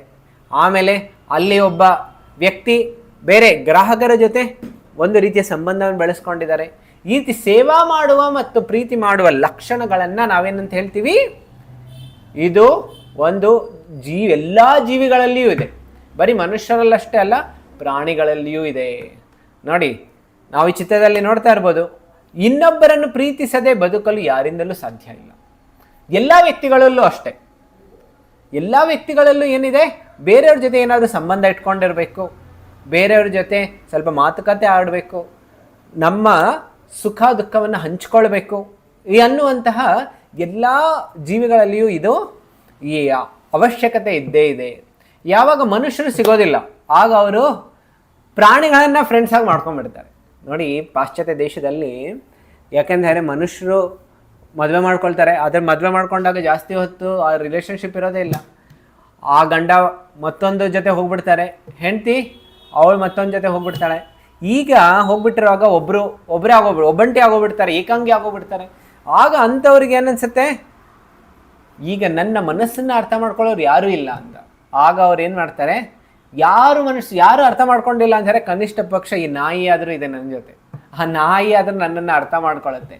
ಅದಕ್ಕೋಸ್ಕರ ನಾಯಿ ಜೊತೆ ಅವರು ಅವರ ವ್ಯಥೆಗಳನ್ನು, ಅವರ ಸುಖಗಳನ್ನು ಹಂಚ್ಕೊಳ್ತಾರೆ. ಅಂತ ಹೇಳಿದ್ರೆ ಈ ನಮ್ಮ ಫೀಲಿಂಗ್ಸ್ ಮತ್ತು ನಮ್ಮ ಲವ್, ಪ್ರೇಮದ ಸಂಬಂಧ, ಅದೆಲ್ಲವನ್ನು ಯಾರಾದ್ರ ಜೊತೆ, ವ್ಯಕ್ತಿಗಳ ಜೊತೆ ಹಂಚ್ಕೊಳ್ಳುವಂತಹ ಈ ಅವಶ್ಯಕತೆ ಎಲ್ಲ ಜೀವಿಗಳಲ್ಲಿಯೂ ಇದೆ. ಪ್ರಾಣಿಗಳಲ್ಲೂ ಅಷ್ಟೇ ನಾವು ನೋಡ್ಬೋದಲ್ಲ, ಪ್ರಾಣಿಗಳು ಅಷ್ಟೇ ಮನುಷ್ಯರ ಜೊತೆ ಎಷ್ಟು ಚೆನ್ನಾಗಿ ಹೊಂದ್ಕೊಳ್ಳುತ್ತೆ. ಆಮೇಲೆ ಪ್ರಾಣಿಗಳ ಜೊತೆನೂ ಹೊಂದ್ಕೊಳ್ಳುತ್ತೆ. ಬೇರೆಯವರ ಸೇವೆ ಮಾಡದೆ ಯಾರೂ ಇರೋದಕ್ಕೆ ಸಾಧ್ಯ ಇಲ್ಲ. ಎಲ್ಲ ಜೀವಿಗಳು ಸೇವೆ ಮಾಡ್ತಾ ಇದ್ದಾರೆ. ಈ ಚಿತ್ರದಲ್ಲಿ ನೋಡ್ತಾ ಇರ್ಬೋದು, ನಮಗೆ ಅನ್ನಿಸ್ತಾ ಇರ್ಬೋದು ಸೇವೆ ಅಂತ ಹೇಳಿದ್ರೆ ನಾವು ಏನನ್ನ ಕೊಟ್ಟಿಲ್ಲ ಅಂದರೂ ಮಾಡ್ತೀವಿ. ನೋಡಿ, ತಾಯಿ ಮಗುವಿನ ಜೊತೆ ಎಷ್ಟೊಂದು ಸೇವೆಯನ್ನು ಮಾಡ್ತಾ ಇರ್ತಾಳೆ, ತ್ಯಾಗವನ್ನು ಮಾಡ್ತಾ ಇರ್ತಾಳೆ. ಮಗುವಿಂದ ಏನು ಅಪೇಕ್ಷೆ ಇರೋದಿಲ್ಲ, ಆದರೂ ಮಾಡ್ತಾ ಇರ್ತಾಳೆ. ಆಮೇಲೆ ಅದಷ್ಟೇ ಅಲ್ಲ, ಟೀಚರ್ ಮತ್ತೊಂದು ಮಗುವಿನಿಗೆ ಏನಾದರೂ ಹೇಳ್ಕೊಳ್ತಾ ಇರ್ತಾಳೆ. ಆಮೇಲೆ ಡಾಕ್ಟರ್ಸ್ ಪೇಷಂಟ್ಸ್ಗೆ ಸೇವಾ ಮಾಡ್ತಾ ಇದ್ದಾರೆ. ಮತ್ತು ಹೋಟೆಲ್ನಲ್ಲಿ ವೆಯ್ಟರ್ ಯಾರೆಲ್ಲ ಬರ್ತಾ ಇದ್ದಾರೆ ಕಸ್ಟಮರ್ಸ್, ಅವ್ರಿಗೆ ಸೇವೆ ಮಾಡ್ತಾ ಇದ್ದಾರೆ. ಆಮೇಲೆ ನೋಡ್ಬೋದು, ಒಂದು ಸಿಂಹ ಅದರ ಮರಿ, ಅವ್ರಿಗೂ ಸೇವೆ ಮಾಡ್ತಾ ಇದೆ. ಈ ರೀತಿ ಎಲ್ಲ ವ್ಯಕ್ತಿಗಳು, ಎಲ್ಲ ಜೀವಿಗಳು ಬೇರೆಯವರಿಗೆ ಸೇವೆ ಮಾಡೋದಕ್ಕೆ ಯಾರು ಇರೋದಕ್ಕೆ ಸಾಧ್ಯವೇ ಇಲ್ಲ. ಆದರೆ ಈ ಭೌತಿಕ ಜಗತ್ತಿನಲ್ಲಿ ಈ ಸೇವಾ ಮಾಡುವುದರಿಂದ ಎಷ್ಟೋ ನಮಗೆ ಜೀವನದಲ್ಲಿ ಒಂದು ಕಾರಣ, ಒಂದು ಅರ್ಥ ಆದರೂ ಬರುತ್ತೆ. ಆದರೆ ಯಾವಾಗ ಮೃತ್ಯು ಅನ್ನುವಂಥದ್ದು ಬರುತ್ತೆ, ಈ ಸಂಪೂರ್ಣ ಜಗತ್ತಿನಲ್ಲಿ ನಾವು ಸದೈವ ಶಾಶ್ವತವಾಗಿ ಸೇವೆ ಮಾಡೋದಕ್ಕೆ ನಮಗೆ ಆಗೋದಿಲ್ಲ, ಪ್ರೀತಿ ಮಾಡೋದಕ್ಕೂ ಆಗೋದಿಲ್ಲ. ಯಾಕೆ ನಾವು ಪ್ರೀತಿ ಮಾಡ್ತಾ ಇರ್ತೀವಿ ನಮ್ಮ ಕುಟುಂಬದ ಇರುವಂಥ ವ್ಯಕ್ತಿಗಳ ಮೇಲೆ. ಆದರೆ ಏನಾಗೋಗ್ಬಿಡುತ್ತೆ, ಆ ವ್ಯಕ್ತಿಗಳೇ ಕೆಲವು ಬಾರಿ ಹೋಗ್ಬಿಡ್ತಾರೆ, ನಮ್ಮನ್ನು ಬಿಟ್ಟು ಹೋಗ್ಬಿಡ್ತಾರೆ. ಇಲ್ಲ ಅಂದರೆ ನಾವೇ ಅವರನ್ನು ಬಿಟ್ಟು ಹೋಗ್ಬಿಡ್ತೀವಿ. ಅಂದರೆ ಮೃತ್ಯು ಅನ್ನೋಂಥದ್ದು ನಮ್ಮ ಪ್ರೇಮದ ಸಂಬಂಧವನ್ನು ಕತ್ತರಿಸ್ಬಿಡುತ್ತೆ. ಆಮೇಲೆ ಸೇವಾ ಮಾಡುವ ಪ್ರವೃತ್ತಿಯನ್ನು ಕತ್ತರಿಸ್ಬಿಡುತ್ತೆ. ಅದಕ್ಕೋಸ್ಕರ ಹೇಳ್ತಾರೆ, ಪ್ರೀತಿ ಮತ್ತು ಸೇವೆ ಮಾಡುವುದು ನಮ್ಮೆಲ್ಲರ ಪ್ರವೃತ್ತಿಯಾಗಿದೆ. ಈ ಪ್ರವೃತ್ತಿಯು ಜನ ಮತ್ತು ವಸ್ತುಗಳ ಕಡೆಗೆ ನಿರ್ದೇಶಿತವಾಗಿದೆ. ಆದ್ದರಿಂದ ಇದು ವಿಫಲತೆಯಲ್ಲಿ ಅಂತ್ಯಗೊಳ್ಳುತ್ತದೆ. ಹೇಳ್ತಾ ಇದ್ದಾರೆ, ಏನಾಗುತ್ತೆ, ಇದು ಕೊನೆಗೆ ಮುಗ್ದೋಗೇ ಬಿಡುತ್ತೆ, ಇದು ಫೇಲ್ಯೂರ್. ಈ ಜಗತ್ತಿನಲ್ಲಿ ನಾವು ಎಷ್ಟೇ ಸೇವೆ ಮಾಡ್ಬೋದು, ಆದರೆ ಕೆಲವರು ನಮಗೆ ಕೆಲವು ಸಲ ವ್ಯಕ್ತಿಗಳು ಹೇಳ್ತಾರೆ, ನಾನು ಎಷ್ಟೊಂದು ಮಾಡಿದೆ, ಆದರೆ ನೀನು ಯಾವುದನ್ನು ಸ್ವಲ್ಪ ಆದರೂ ಕೃತಜ್ಞತೆ ಅನ್ನೋಂಥದ್ದೇ ಇಲ್ಲ ಅಂತ ಹೇಳಿದ್ರೆ ನಮ್ಮ ಸೇವೆಯನ್ನು ಸ್ವೀಕಾರ ಮಾಡೋರು ಯಾರು ಕೆಲವು ಬಾರಿ ಇರೋದೇ ಇಲ್ಲ. ಅದಷ್ಟೇ ಅಲ್ಲ, ಕೆಲವರು ಏನಾಗೋಗ್ಬಿಡ್ತಾರೆ, ಮತ್ತೆ ಕೆಲವು ಬಾರಿ ಏನಾಗೋಗ್ಬಿಡುತ್ತೆ, ನಮ್ಮ ಎಲ್ಲ ಜೀವಿಗಳಲ್ಲಿ ನಾವು ಬೇರೆಯವರಿಗೆ ಸೇವೆ ಮಾಡ್ತಾ ಇರ್ತೀವಿ, ಆದರೆ ಅಪರಿಪೂರ್ಣವಾಗೋಗ್ಬಿಡುತ್ತೆ. ಆಮೇಲೆ ಯಾವಾಗ ನಾವು ಶ್ರೀಕೃಷ್ಣನ ಪ್ರತಿ ನಮ್ಮ ಪ್ರೇಮದ ಮತ್ತು ಸೇವಾ ಪ್ರವೃತ್ತಿಯನ್ನು ಆ ಭಗವಂತನೊಂದಿಗೆ ನಾವು ಹಂಚ್ಕೊಳ್ತೀವಿ, ಅದು ನಮ್ಮೆಲ್ಲರಿಗೂ ಸ್ವಾಭಾವಿಕವಾಗಿರುತ್ತೆ. ಅದನ್ನು ನಾವು ಭಗವಂತನ ಜೊತೆ ಆ ಸಂಬಂಧವನ್ನು ಬೆಳೆಸ್ಕೊಳ್ತೀವಿ. ಆಗೇನಾಗತ್ತೆ, ಅದರ ಪರಿಪೂರ್ಣತೆ ಸಿಗುತ್ತೆ ಮತ್ತು ನಮ್ಮೆಲ್ಲರಿಗೂ ಶಾಶ್ವತವಾದಂತಹ ಆನಂದ ಸಿಗುತ್ತೆ. ಈ ಭೌತಿಕ ಜಗತ್ತಿನಲ್ಲಿ ನಾವು ಎಷ್ಟೇ ಮಾಡಿದ್ರೂ ನಿಜವಾದ ಆನಂದ, ಶಾಶ್ವತವಾದಂಥ ನೆಮ್ಮದಿ, ಸಂತೋಷ ಸಿಗೋದಿಲ್ಲ ನಮಗೆ. ನಾವು ಸೇವಾ ಮಾಡ್ಬೋದು, ನಿಸ್ವಾರ್ಥವಾಗಿಯೂ ಮಾಡ್ಬೋದು, ಆದರೂ ಅದರ ಪರಿಪೂರ್ಣತೆ ಈ ಭೌತಿಕ ಜಗತ್ತಿನಲ್ಲಿ ಸಿಗೋದಿಲ್ಲ. ಯಾಕೆ ಅಂತ ಹೇಳಿದ್ರೆ ಈ ಭಗವಂತ ಶಾಶ್ವತವಾಗಿದ್ದಾರೆ, ಆಮೇಲೆ ನಮ್ಮ ಆತ್ಮವು ಶಾಶ್ವತವಾಗಿದೆ. ಈ ಭೌತಿಕ ಜಗತ್ತಿನಲ್ಲಿ ಯಾವ ವ್ಯಕ್ತಿಗಳು ಶಾಶ್ವತವಾಗಿಲ್ಲ. ಆಮೇಲೆ ಭೌತಿಕ ಸಂಬಂಧಗಳು ಕೆಲವು ಬಾರಿ ಕತ್ತರಿಸೋಗ್ಬಿಡುತ್ತೆ, ಇಲ್ಲ ವ್ಯಕ್ತಿಗಳು ಬೇರೆ ಕಡೆ ಎಲ್ಲಾದರೂ ಹೋಗ್ಬಿಡ್ತಾರೆ. ಇಲ್ಲ ಅಂತ ಹೇಳಿದ್ರೆ ಅವರು ಮಾಡ್ತಾ ಇದ್ವಿ, ಹೇಗೆ ಭಗವಂತನ ಜೊತೆ ನಮ್ಮ ಸಂಬಂಧವನ್ನು ನಾವು ಬೆಳೆಸ್ಕೊಂಡ್ರೆ ಅದು ಶಾಶ್ವತವಾಗಿರುತ್ತೆ ಮತ್ತು ನಮಗೆ ಅದು ನಿಜವಾದ ಆನಂದವನ್ನು ಕೊಡುತ್ತೆ. ಈಗ ನಾವು ಆ ಭಗವಂತನ ಜೊತೆ ಸಂಬಂಧವನ್ನು ಬೆಳೆಸ್ಕೊಳ್ಬೇಕು ಅಂದರೆ ಯಾವೆಲ್ಲ ಮಾರ್ಗಗಳಿದೆ? ಈಗ ಇಲ್ಲಿ ತನಕ ನಾವು ಚರ್ಚೆ ಮಾಡ್ತಾ ಇದ್ವಿ, ಈ ಭೌತಿಕ ಜಗತ್ತಿನಲ್ಲಿ ನಮಗೆ ನಿಜವಾದ ಆನಂದ, ಶಾಂತಿ, ನೆಮ್ಮದಿ ಸಿಗೋದಿಲ್ಲ. ಹಾಗಿದ್ರೆ ಅದು ಶಾಂತಿ ನೆಮ್ಮದಿ ಸಿಗಬೇಕು ಅಂತ ಹೇಳಿದ್ರೆ ನಾವು ಭಗವಂತನ ಜೊತೆ ಸಂಬಂಧವನ್ನು ಬೆಳೆಸ್ಕೊಳ್ಬೇಕು. ಭಗವಂತನ ಜೊತೆ ಸಂಬಂಧವನ್ನು ಬೆಳೆಸ್ಕೊಳ್ಳೋದಕ್ಕೆ ಹೇಗೆ ಸಾಧ್ಯ ಆಗುತ್ತೆ? ಅದಕ್ಕೋಸ್ಕರ ನಾವಿವತ್ತು ಚರ್ಚೆ ಮಾಡ್ತಾ ಇದ್ದೀವಿ. ಈ ಬೇರೆ ಬೇರೆ ಮಾರ್ಗಗಳಿದೆ ಭಗವಂತನ ಜೊತೆ ಸಂಬಂಧನ ಬೆಳೆಸ್ಕೊಳ್ಳೋದಕ್ಕೆ. ಆಮೇಲೆ ಈ ಮಾರ್ಗಗಳೆಲ್ಲ ಯಾವುದು ಅನ್ನೋದನ್ನು ನಾವು ಚರ್ಚೆ ಮಾಡ್ತಾ ಇದ್ದೀವಿ. ಮನುಷ್ಯನ ವಿವಿಧವಾಗಿರುವಂತಹ ಚೇತನ ಸಂಬಂಧಪಟ್ಟಿರುವಂತಹ ಬೇರೆ ಬೇರೆ ಹಂತಗಳಿದೆ. ಕೆಲವರು ಯಾವಾಗಲೂ ಭಗವಂತನ ಅಸ್ತಿತ್ವವನ್ನು ಕೆಲವರು ನಿರಾಕಾರ ಮಾಡ್ತಾರೆ. ಆಮೇಲೆ ಭಗವಂತನ ನಿಯೋಜಿಸಲ್ಪಟ್ಟಿರುವಂತಹ ಈ ಪ್ರಕೃತಿಯ ನಿಯಮಗಳನ್ನು ಯಾವಾಗಲೂ ಯಾರು ಭಂಗ ಮಾಡ್ತಾರೆ. ಅವನು ಕಾನೂನನ್ನು ಮುರಿಯೋನು. ಯಾರು ಭಗವಂತ ಹಾಕ್ಕೊಟ್ಟಿರುವಂತಹ ಮಾರ್ಗವನ್ನು ಅದರಲ್ಲಿ ಚಲಿಸ್ತಾ ಇರೋವಂಥವನು, ಅದಷ್ಟೇ ಅಲ್ಲ ಭಗವಂತನ ಸೇವಕನಾಗಿ ಭಗವಂತನ ಭಕ್ತಿಯನ್ನು ಮಾಡೋದಕ್ಕೆ ಯಾರು ಇರೋವಂಥವ್ರು ಅವರೆಲ್ಲ ಕಾನೂನು ಪಾಲಕರು. ನೋಡಿ ಹೇಳ್ತಾರೆ, ದ್ವಾವಿಮೌ ಪುರುಷೌ ಲೋಕಿ. ಎರಡು ರೀತಿಯ ವ್ಯಕ್ತಿಗಳಿದ್ದಾರೆ. ಒಬ್ಬರು ಸುರ ಮತ್ತು ಅಸುರ. ಸುರ ಅಂತ ಹೇಳಿದ್ರೆ ಜೋ ಭಗವಾನ್ಗೆ ಸುರ್ ಮಿಲಾತೆ, ಅವ್ರನ್ನೇನು ಹೇಳ್ತಾರೆ? ಸುರ ಅಂತ. ಭಗವಂತ ಏನು ಹೇಳ್ತಾರಲ್ಲ ಅದನ್ನ ಪಾಲನೆ ಮಾಡೋರನ್ನ ಸುರ ಅಂತ ಹೇಳ್ತಾರೆ, ಅಂದ್ರೆ ಎಲ್ಲ ದೇವತೆಗಳು. ಅಸುರ ಅಂದರೆ ಯಾರು ಭಗವಂತನ ವಿರುದ್ಧ ನಡೆಯೋರು ಅವರು ಅಸುರರು ಅಂತ ಹೇಳ್ತಾರೆ. ಈಗ ಯಾರು ಭಗವಂತನನ್ನ ಒಪ್ಕೊಳ್ತಾರೆ, ಆಮೇಲೆ ಶಾಸ್ತ್ರವನ್ನ ಒಪ್ಕೊಳ್ತಾರೆ, ಅಂಥವರಲ್ಲಿ ಬೇರೆ ಬೇರೆ ವಿಧಾನಗಳಿದೆ. ಮೊದಲನೇದು ಕರ್ಮಯೋಗಿ, ಜ್ಞಾನಯೋಗಿ, ಅಷ್ಟಾಂಗ ಯೋಗಿ ಮತ್ತು ಭಕ್ತಿ ಯೋಗಿ. ಈ ರೀತಿ 4 ರೀತಿಯ ಯೋಗದ ಮಾರ್ಗಗಳಿದೆ. ಕರ್ಮಯೋಗದಲ್ಲಿ 2 ವಿಧಗಳಿದೆ, ಸಕಾಮ ಕರ್ಮ ಮತ್ತು ನಿಷ್ಕಾಮ ಕರ್ಮ. ನೋಡಿ, ಯಾರು ಕಾನೂನನ್ನ ಪಾಲನೆ ಮಾಡ್ತಾ ಇದ್ದಾರೆ ಅವರಲ್ಲಿ 4 ರೀತಿಯ ವ್ಯಕ್ತಿಗಳು: ಕರ್ಮಯೋಗಿ, ಜ್ಞಾನಯೋಗಿ, ಅಷ್ಟಾಂಗ ಯೋಗಿ ಮತ್ತು ಭಕ್ತಿ ಯೋಗಿ. ಕರ್ಮಯೋಗಿಗಳಲ್ಲಿ 2 ರೀತಿಯ ವ್ಯಕ್ತಿಗಳಿದ್ದಾರೆ. ಯಾವುದು ಇದೆಲ್ಲ, ಇದರ ಅರ್ಥ ಏನು, ಇವೆಲ್ಲವನ್ನು ನಾವು ಚರ್ಚೆಯನ್ನು ಮಾಡೋಣ. ಮೊದಲನೇದು, ಯಾರು ನಿಯಮಗಳ ಉಲ್ಲಂಘನೆಯನ್ನ ಮಾಡ್ತಾರೆ ಅಂತ ಹೇಳಿದ್ರೆ ಯಾರು ಭಗವಂತನ ವಿರುದ್ಧ ಹೋಗ್ತಾರೆ. ನೋಡಿ, ಅದಕ್ಕೋಸ್ಕರ ಭಗವಂತ ಹೇಳ್ತಾ ಇದ್ದಾರೆ, ಇಂಥವರು ದೇವರು, ಪುನರ್ಜನ್ಮ, ಕರ್ಮಗಳ ಮೇಲೆ ಯಾವಾಗಲೂ ವಿಶ್ವಾಸನ್ನೇ ಇಡೋದಿಲ್ಲ. ಯಾವಾಗಲೂ ಶಾಸ್ತ್ರದ ವಿರುದ್ಧವನ್ನೇ ಅವರು ಅದರ ವಿರುದ್ಧವಾಗಿ ಅವ್ರು ಕೆಲಸ ಮಾಡ್ತಾ ಇರ್ತಾರೆ. ಆಮೇಲೆ ಯಾರು ಭೌತಿಕ ಇಂದ್ರಿಯದ ತೃಪ್ತಿಗೋಸ್ಕರ ಅವರು ಪರಿಶ್ರಮ ಪಡ್ತಾ ಇರ್ತಾರೆ. ಯಾವಾಗಲೂ ಅವರ ಜೀವನದ ಗುರಿ ಏನು ಅಂತ ಹೇಳಿದ್ರೆ ಬರೀ ಮೋಜು ಮಾಡುವಂಥದ್ದು ಜೀವನದಲ್ಲಿ, ಮತ್ತೇನೂ ಇಲ್ಲ. ಜೀವನ ಇರೋದೇ ತುಂಬ ಕ್ಷಣಿಕ, ಅದನ್ನು ಚೆನ್ನಾಗಿ ಮಜಾ ಮಾಡೋಣ ಅಂಥೇಳಿ ಅವರ ಜೀವನದ ಗುರಿ ಇರುತ್ತೆ. ಅದಷ್ಟೇ ಅಲ್ಲ, ಅವರ ಇಂದ್ರಿಯ ತೃಪ್ತಿಗೋಸ್ಕರ ಅವ್ರು ಏನು ಬೇಕಾದ್ರೂ ಮಾಡೋದಕ್ಕೆ ತಯಾರಿರ್ತಾರೆ. ಬೇರೆಯವ್ರಿಗೆ ತೊಂದರೆ ಆಗ್ತಾ ಇದೆಯಾ, ಇಲ್ಲ ಇದು ಅಸಂಬದ್ಧವಾಗಿದೆಯಾ, ಇಲ್ಲ ಅದು ಒಬ್ಬ ನಾಗರಿಕತೆಯಾಗಿರುವಂತಹ ಒಬ್ಬ ಮಾನವೀಯತೆಯಾಗಿ ವರ್ತನೆ ಮಾಡುವಂಥ ರೀತಿನ ಅದರ ಬಗ್ಗೆ ಅವ್ರಿಗೆ ಪರ್ವೇನೇ ಇರೋದಿಲ್ಲ. ಅವರು ಕೆಲವು ಬಾರಿ ಪಶುಗಳ ರೀತಿಯನ್ನು ವರ್ತನೆಯನ್ನು ಮಾಡ್ತಾರೆ. ಅದಕ್ಕೋಸ್ಕರ ಶಾಸ್ತ್ರಕ್ಕೆ ಅವ್ರಿಗೆ ಹೇಳುತ್ತೆ ದ್ವಿಪಾದ ಪಶುಗಳು ಅಂತ. ನೋಡೋದಕ್ಕೆ ಮನುಷ್ಯನ ರೀತಿ ಕಾಣಿಸ್ಕೊಳ್ತಾ ಇದ್ದಾರೆ, ಆದರೆ ಅವರ ಬುದ್ಧಿ ಮತ್ತು ಅವರ ವರ್ತನೆ ಪಶುಗಳ ರೀತಿಯೇ ಇದೆ. ಅದಷ್ಟೇ ಅಲ್ಲ, ಅವ್ರಿಗೆ ಪುಣ್ಯ ಪಾಪ ಇದರ ಬಗ್ಗೆ ಪರಿವೇನೇ ಇಲ್ಲ. ಆದರೂ ಏನು ಅದು ಯಾವುದು ಸರಿ ಯಾವುದು ತಪ್ಪು ಅನ್ನುವಂಥದ್ದು ವ್ಯತ್ಯಾಸನೂ ಗೊತ್ತಾಗೋದಿಲ್ಲ. ಆಮೇಲೆ ಅವರು ವ್ಯರ್ಥ ಪ್ರಯತ್ನ ಮಾಡ್ತಾ ಇರ್ತಾರೆ ಈ ಭೌತಿಕ ಜಗತ್ತಿನಲ್ಲಿ ಅವರ ಮೇಲೆ ಹೋಗೋದಕ್ಕೋಸ್ಕರ. ಅದಕ್ಕೋಸ್ಕರ ಶಾಸ್ತ್ರ ಅವ್ರಿಗೆ ಹೇಳುತ್ತೆ, ಅವರು ತುಂಬ ಅಹಂಕಾರಿಗಳಾಗಿರ್ತಾರೆ. ಪ್ರಕೃತಿ ಕ್ರಿಯಮಾಣಾಣಿ ಗುಣೈ ಕರ್ಮಾಣಿ ಸರ್ವಶಃ ಅಹಂಕಾರ ವಿಮೂಢಾತ್ಮ ಕರ್ತಾಹಂ ಇತಿ ಮನ್ಯತೆ. ಅವ್ರು ಯಾವಾಗಲೂ ಭಗವಂತನು ಏನಾದರೂ ಎಲ್ಲ ಶಕ್ತಿಯನ್ನು ಎಲ್ಲವನ್ನು ಭಗವಂತನಿಂದ ನಡೀತಾ ಇದೆ ಅನ್ನೋದನ್ನು ಅವ್ರು ಒಪ್ಕೊಳ್ಳೋದಿಲ್ಲ.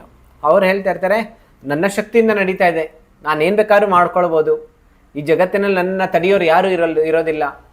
ಆ ರೀತಿ ಅಹಂಕಾರದ ಭಾವನೆಗಳು ಇರುತ್ತೆ. ಅಂಥವರ ಮುಂದಿನ ಜೀವನ ಹೇಗಾಗಿರುತ್ತೆ ಅಂತ ಹೇಳಿದ್ರೆ ಮೋಘಾಶ ಮೋಘ ಕರ್ಮಾಣು ಮೋಘ ಜ್ಞಾನ ವಿಚೇತ ಸಹ ರಾಕ್ಷಸೀಂ ಆಸುರೀಂ ಚೈವ. ಅಂದರೆ ಹೇಳ್ತಾ ಇದ್ದಾರೆ, ಅವರ ಕೊನೆಗೆ ಅವರ ಆಸೆಗಳು ಪೂರೈಕೆ ಆಗೋದಿಲ್ಲ, ಅವರ ಕರ್ಮದಲ್ಲಿನೂ ಯಾವಾಗಲೂ ಅವ್ರಿಗೆ ನಿಷ್ಫಲತೆ ಬಂದ್ಬಿಡುತ್ತೆ, ಆಮೇಲೆ ಅವರ ಬುದ್ಧಿನೂ ಭ್ರಷ್ಟ ಆಗೋಗ್ಬಿಡುತ್ತೆ. ಅದಕ್ಕೋಸ್ಕರ ಅವರು ಈ ಭೌತಿಕ ಜಗತ್ತಿನಲ್ಲಿ ಏನು ಬೇಕಾದರೂ ಮಾಡೋದಕ್ಕೆ ತಯಾರಿರ್ತಾರೆ.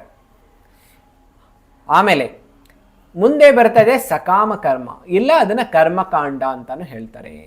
ಸಕಾಮ ಕರ್ಮದಲ್ಲಿ ಅವರೆಲ್ಲ ಏನ್ ಮಾಡ್ತಾ ಇರ್ತಾರೆ, ಅವರ ನೋಡಿ ಅವರು ಭಗವಂತನ ನಿಯಮಗಳನ್ನು ಪಾಲನೆಯನ್ನು ಮಾಡ್ತಾರೆ, ಆದರೆ ಅವರ ಆ ಮಾಡೋದಕ್ಕೆ ಅವರಲ್ಲಿ ಏನಾದರೂ ಒಂದು ಆಸೆ ಇರುತ್ತೆ. ಈ ಭೌತಿಕ ಜಗತ್ತನ್ನು ಏನಾದರೂ ಪಡ್ಕೊಳ್ಬೇಕು, ಇಲ್ಲ ನಾನು ಸ್ವರ್ಗಕ್ಕೆ ಹೋಗಬೇಕು, ನಾನು ಯಾವುದಾದ್ರು ದೊಡ್ಡ ಪದವಿಯನ್ನು ಪಡ್ಕೊಳ್ಬೇಕು, ತುಂಬ ಐಷಾರಾಮದ ಜೀವನ ಇರಬೇಕು. ನಾನು ಭಗವಂತ ಏನು ಹೇಳ್ತಾನೋ ಶಾಸ್ತ್ರದ ಪ್ರಕಾರ ನಡೀತೀನಿ, ಆದರೆ ಜೀವನದ ಗುರಿ ಏನೋ ನಾನು ಏನಾದರೂ ಪಡ್ಕೊಳ್ಬೇಕು, ಭೌತಿಕ ಜಗತ್ತಿನಲ್ಲಿ ದೊಡ್ಡ ಸ್ಥಾನವನ್ನು ಪಡ್ಕೊಳ್ಬೇಕು, ಇಲ್ಲ ಅಂತ ಹೇಳಿದ್ರೆ ತುಂಬ ಸುಖಮಯವಾದಂಥ ಜೀವನ ಇರಬೇಕು. ಈ ರೀತಿಯಾಗಿ ಅವರು ಯಾವುದಾದ್ರು ಲಾಭಕ್ಕೋಸ್ಕರ ಕೆಲಸ ಮಾಡ್ತಾ ಇರ್ತಾರೆ, ಅವ್ರಿಗೆ ಫಲ ಅಪೇಕ್ಷೆ ಇರುತ್ತೆ. ಅದಷ್ಟೇ ಅಲ್ಲ, ಈಗ ಅವ್ರಿಗೆ ಕೆಲವು ನಿಯಮದ ಜೀವನ ಮಾಡ್ತಾ ಇರ್ತಾರೆ, ಅವರು ನಿಯಮದ ಉಲ್ಲಂಘನೆಯನ್ನು ಮಾಡೋದಿಲ್ಲ, ಆದರೆ ಭೋಗದ ಗುರಿ ಅಪೇಕ್ಷೆ ಇದ್ದೇ ಇರುತ್ತೆ. ಆ ಭೋಗವನ್ನು ಪಡ್ಕೊಳ್ಳೋದಕ್ಕೋಸ್ಕರ ಕೆಲವು ಬಾರಿ ಅವರು ಎಷ್ಟೊಂದು ಯಜ್ಞಗಳನ್ನು ಮಾಡ್ತಾರೆ, ದೇವತೆಗಳಿಗೆ ಉಪಾಸನ, ಬೇರೆ ಬೇರೆ ಪೂಜೆ ಪುರಸ್ಕಾರ ಹೋಮ ಇದೆಲ್ಲವನ್ನು ಮಾಡ್ತಾ ಇರ್ತಾರೆ. ಆಮೇಲೆ ಅವರಿಗೆ ಈ ಪ್ರಕಾರ ಬಹುಕಾಲದವರೆಗೆ ಜೀವನದ ವಾಸ್ತವಿಕ ಉದ್ದೇಶವನ್ನು ತಿಳಿದುಕೊಳ್ಳುವ ಆಸೆಯಿಂದ ಪ್ರಗತಿ ಹೊಂದಿರುತ್ತಾರೆ. ಅವರಿಗೆ ಜೀವನದ ಅಂತಿಮ ಗುರಿ ಏನು ಅಂತ ಹೇಳಿ ಅವ್ರಿಗೆ ಗೊತ್ತಿರೋದಿಲ್ಲ. ಭಗವದ್ಗೀತೆಯಲ್ಲಿ ಭಗವಂತನಾದ ಶ್ರೀಕೃಷ್ಣನು ಈ ಪ್ರಕಾರದ ಜನರಿಗೆ ಬುದ್ಧಿಹೀನರು ಅಂತ ಹೇಳ್ತಾನೆ. ಯಾಕೆ ಅಂತ ಹೇಳಿದ್ರೆ ಅವರಿಗೆ ಈ ಭೌತಿಕ ಜಗತ್ತು ಅಶಾಶ್ವತ ಅನ್ನುವಂಥದ್ದು ಪ್ರಜ್ಞೆಗೆ ಬರೋದಿಲ್ಲ. ಭಗವಂತ ಹೇಳ್ತಾರೆ ದುಃಖಾಲಯಂ ಅಶಾಶ್ವತಂ, ಈ ಭೌತಿಕ ಜಗತ್ತು ಶಾಶ್ವತವಾಗಿರೋದಿಲ್ಲ, ಇದು ದುಃಖಮಯವಾಗಿದೆ. ಆದರೂ ಈ ದುಃಖಮಯವಾಗಿರುವಂತಹ ಅಶಾಶ್ವತ ಜಗತ್ತಿನಲ್ಲಿ ಅವರು ಶಾಶ್ವತವಾದ ಆನಂದವನ್ನು ಪಡೆಯೋದಕ್ಕೆ ಮತ್ತು ಸುಖಮಯ ಜೀವನವನ್ನು ಮಾಡೋದಕ್ಕೆ ಅವರು ಬೇರೆ ಬೇರೆ ಯಜ್ಞಗಳನ್ನು ಮಾಡ್ತಾ ಇರ್ತಾರೆ, ಬೇರೆ ಬೇರೆ ಹವನಗಳನ್ನು ಮಾಡ್ತಾ ಇರ್ತಾರೆ. ಇದರಿಂದ ಈ ರೀತಿಯಾಗಿ ಅವರು ಈ ಮೇಲ್ಲೋಕಗಳಿಗೆ ಹೋಗೋದಕ್ಕೆ ಅವರು ಪ್ರಯತ್ನ ಪಡ್ತಾ ಇರ್ತಾರೆ.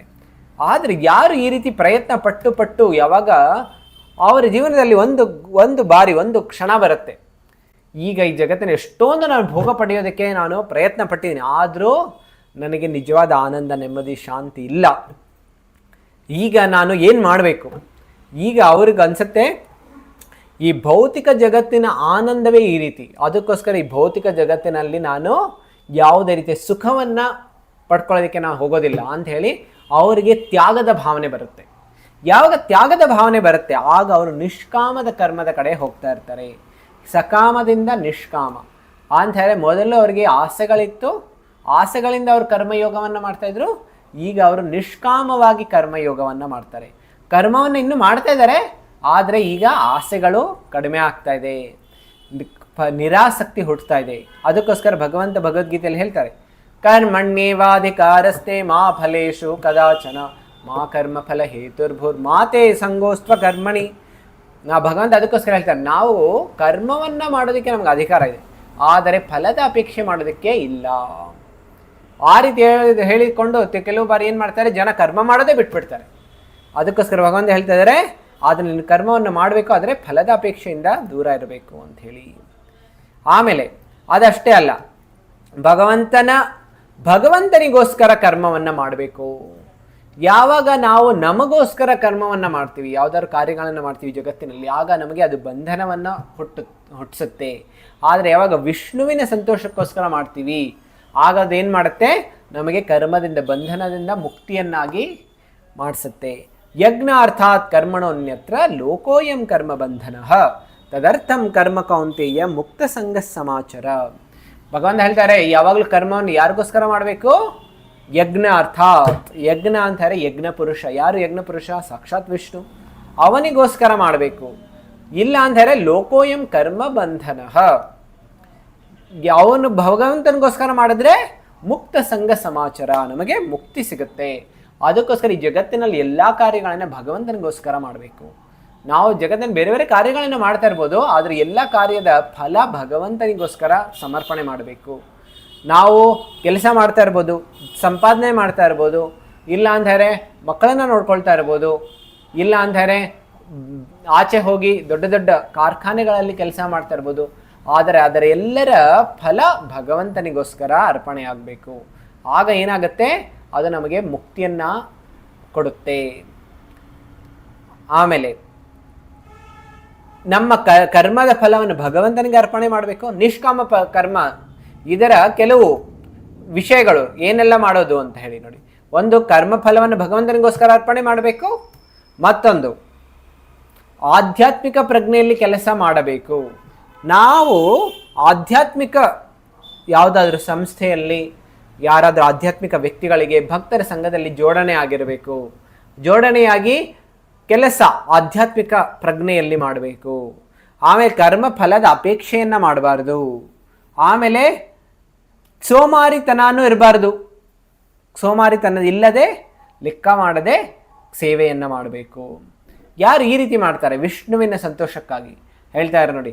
ಮಯಿ ಸರ್ವಾಣಿ ಕರ್ಮಾಣಿ ಸನ್ಯಸ್ಯಾಧ್ಯಾತ್ಮ ಚೇತಸ ನಿರಾಶೀರ್ ನಿರ್ಮಮೋ ಭೂತ್ವ ಯುದ್ಧಸ್ವ ವಿಗತ ಜ್ವರ. ಹೇಳ್ತಾರೆ ಭಗವಂತ ಹೇಳ್ತಾರೆ, ಎಲ್ಲ ಕರ್ಮವನ್ನ ನನಗೆ ಅರ್ಪಣೆ ಮಾಡಬೇಕು. ಈ ರೀತಿ ಯಾರು ಮಾಡ್ತಾರೆ ನೋಡಿ, ಹೇಳ್ತಾರೆ ನನ್ನನ್ನು ಸಂಪೂರ್ಣವಾಗಿ ಅರಿತುಕೊಂಡು ಫಲಾಪೇಕ್ಷೆ ಇಲ್ಲದೆ, ಒಡೆತನದ ಭಾವವಿಲ್ಲದೆ, ಜಡತ್ವ ಇಲ್ಲದೆ ಯುದ್ಧ ಮಾಡು. ಭಗವಂತನ ಆಜ್ಞೆ ಇದು ಅರ್ಜುನನಿಗೆ. ನಾವು ನಿರಾಶೆರ್, ಯಾವುದೇ ಆಸೆ ಇರಬಾರದು, ನಿರ್ಮಮ, ಆಮೇಲೆ ಎಲ್ಲ ರೀತಿಯ ಅಹಂ ಮತ್ತು ಮಮತ ಇವೆಲ್ಲ ಬಿಡಬೇಕು. ಆಮೇಲೆ ವಿಗತ ಜ್ವರ, ಆಮೇಲೆ ಜಡತ್ವ ಇಲ್ಲದೆ ಅಂತ ಹೇಳಿದ್ರೆ ಆಲಸ್ಯ ಇಲ್ಲದೆ ನಾವು ಭಗವಂತನ ಸೇವೆಯಲ್ಲಿ ನಾವು ತೊಡಗಬೇಕು. ಇದೆಲ್ಲವೂ ಕರ್ಮಯೋಗ ಆಯಿತು. ನಿಷ್ಕಾಮ, ಸಕಾಮದಿಂದ ಕರ್ಮಯೋಗ ಚರ್ಚೆ ಮಾಡಿದ್ವಿ. ಆಮೇಲೆ ಎರಡನೇದು ಯಾವುದು? ಜ್ಞಾನಯೋಗ. ಜ್ಞಾನಯೋಗ ಅಂತ ಹೇಳಿದ್ರೆ ಏನು? ಯೋಗ ಅಂತ ಹೇಳಿದ್ರೆ ಭಗವಂತನ ಜೊತೆ ಸಂಬಂಧ ಬೆಳೆಸ್ಕೊಳ್ಳೋದು. ಜ್ಞಾನ ಅಂತ ಹೇಳಿದ್ರೆ ಜ್ಞಾನದ ಮಾರ್ಗದಿಂದ, ಜ್ಞಾನದ ಪಥದಿಂದ ನಾವು ಭಗವಂತನ ಜೊತೆ ಸಂಬಂಧವನ್ನು ಬೆಳೆಸ್ಕೊಳ್ಳೋದು. ನೋಡಿ, ಇದರಲ್ಲಿ ಹೇಳ್ತಾರೆ, ಯಾವಾಗ ಒಬ್ಬ ವ್ಯಕ್ತಿಯು ಭೌತಿಕ ಜಗತ್ತಿನ ಆಚೆಗಿರುವ ಪರಮ ಸತ್ಯವನ್ನು ಶೋಧಿಸಲು, ಅಂದರೆ ಈಗ ಇಲ್ಲಿಯ ತನಕ ಆ ಕರ್ಮಯೋಗಿಗೆ ಭೌತಿಕ ಜಗತ್ತಿನ ಮೇಲೆ ಆಧ್ಯಾತ್ಮಿಕ ಜ್ಞಾನ ಇನ್ನೂ ಬಂದೇ ಇಲ್ಲ. ಯಾವಾಗ ನಿಷ್ಕಾಮತೆ ಹುಟ್ಟುತ್ತಾ ಇರುತ್ತೆ ಹೃದಯದಲ್ಲಿ, ಆಗ ಜ್ಞಾನ ಬರುವಂಥದ್ದು ಪ್ರಾರಂಭ ಆಗುತ್ತೆ. ಜ್ಞಾನ ಬರೀ ಪುಸ್ತಕ ಓದೋದ್ರಿಂದ ಜ್ಞಾನ ಬರೋದಿಲ್ಲ. ಇಲ್ಲ ಅಂದರೆ ಬೇರೆ ಬೇರೆ ಶ್ಲೋಕಗಳ ಪಠಣ ಮಾಡೋದ್ರಿಂದ ಜ್ಞಾನ ಬಂದ್ಬಿಡೋದಿಲ್ಲ. ಯಾವಾಗ ನಿಷ್ಕಾಮತೆ ಹೃದಯದಲ್ಲಿ ಹುಟ್ಟುತ್ತೆ, ಆಗ ಜ್ಞಾನದ ಜಾಗೃತಿ ಆಗತ್ತೆ. ಇದರಲ್ಲಿ ಹೇಳಿದರೆ ಯಾವಾಗ ಅವನಿಗೆ ಈ ಭೌತಿಕ ಜಗತ್ತಿನ ಮೇಲೆ, ಇದರ ಆಚೆ ಏನಿದೆ, ಯಾವ ಆಧ್ಯಾತ್ಮಿಕ ಸತ್ಯ ನಾವು ತಿಳ್ಕೊಳ್ಬೇಕು ಅನ್ನುವಂತಹ ಆ ರುಚಿ ಇರುತ್ತಲ್ಲ, ಆ ರುಚಿಯಿಂದ ಅವನು ಏನು ಮಾಡ್ತಾನೆ, ಕ್ಯೂರಿಯಾಸಿಟಿ ಇದೆ, ಅದನ್ನು ಶೋಧನೆ ಮಾಡೋದಕ್ಕೋಸ್ಕರ ಅವನು ಬೇರೆ ಬೇರೆ ಮಾರ್ಗಗಳನ್ನು ಅವನು ಪಡ್ಕೊಳ್ತಾನೆ. ಒಂದು ನೇತಿ ನ ಇತಿ ಅಂತ ಹೇಳಿದ್ರೆ ಇದು ಆಧ್ಯಾತ್ಮಿಕನ ಇಲ್ಲ ಇದು ಭೌತಿಕನ, ಈ ರೀತಿ ಅವನು ಯಾವಾಗಲೂ ಎರಡು ಅವನ ದೃಷ್ಟಿಯಿಂದ ಅವನು ಯೋಚನೆ ಮಾಡ್ತಾ ಇರ್ತಾನೆ. ಯಾವುದು ಭೌತಿಕ, ಯಾವುದು ಆಧ್ಯಾತ್ಮಿಕ, ಇದು ಭೌತಿಕನ, ಇದು ಆಧ್ಯಾತ್ಮಿಕನ, ಈ ರೀತಿ ಅವನು ಯಾವಾಗಲೂ ಆ ವಿಭಜನೆ ಮಾಡ್ತಾ ಇರ್ತಾನೆ. ಆದ್ದರಿಂದ ಅವನು ಭೌತಿಕವನ್ನು ಬಿಟ್ಬಿಡ್ತಾನೆ ಮತ್ತು ಆಧ್ಯಾತ್ಮಿಕವನ್ನು ಅವನು ಪಡ್ಕೊಳ್ಳೋದಕ್ಕೆ ಪ್ರಯತ್ನ ಪಡ್ತಾನೆ. ಆಮೇಲೆ ಒಂದು ತಾತ್ವಿಕ ಜ್ಞಾನದ ಮಾರ್ಗ, ಮತ್ತೊಂದು ಶಾಸ್ತ್ರದ ಪಠಣ ಮಾಡೋದ್ರಿಂದ ಹೆಚ್ಚು ಹೆಚ್ಚು ಜ್ಞಾನದ ಅರ್ಜನೆಯನ್ನು ಮಾಡ್ಕೊಳ್ಳೋದ್ರ ಮೂಲಕ ಅವನು ಜ್ಞಾನಯೋಗದಲ್ಲಿ ಅವನು ಮುಂದುವರಿತಾ ಇರ್ತಾನೆ. ಯಾರು ಈ ರೀತಿಯನ್ನ ಮಾಡ್ತಾರಲ್ಲ ಅವರು ಜ್ಞಾನಯೋಗಿ ಅಂತ ಹೇಳ್ತಾರೆ.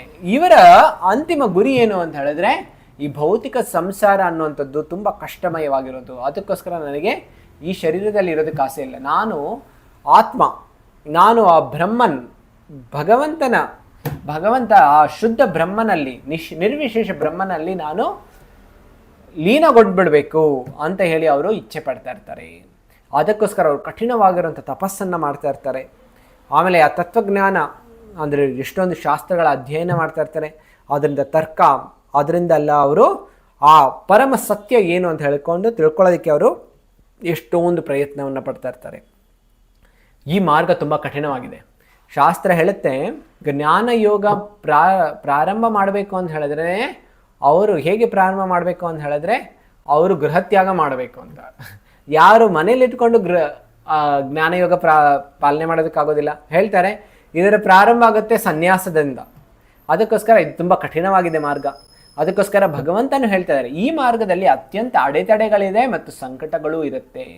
ಯಾಕೆಂತ ಹೇಳಿದ್ರೆ ಅವರ ಬುದ್ಧಿ ಲೆಕ್ಕಾಚಾರದಿಂದ ಅವರು ಆ ಪರಮ ಸತ್ಯ ಏನು ಅಂತ ಹೇಳಿ ತಿಳ್ಕೊಳ್ಳೋದಕ್ಕೆ ಅವ್ರು ಹೋಗ್ತಾ ಇರ್ತಾರೆ.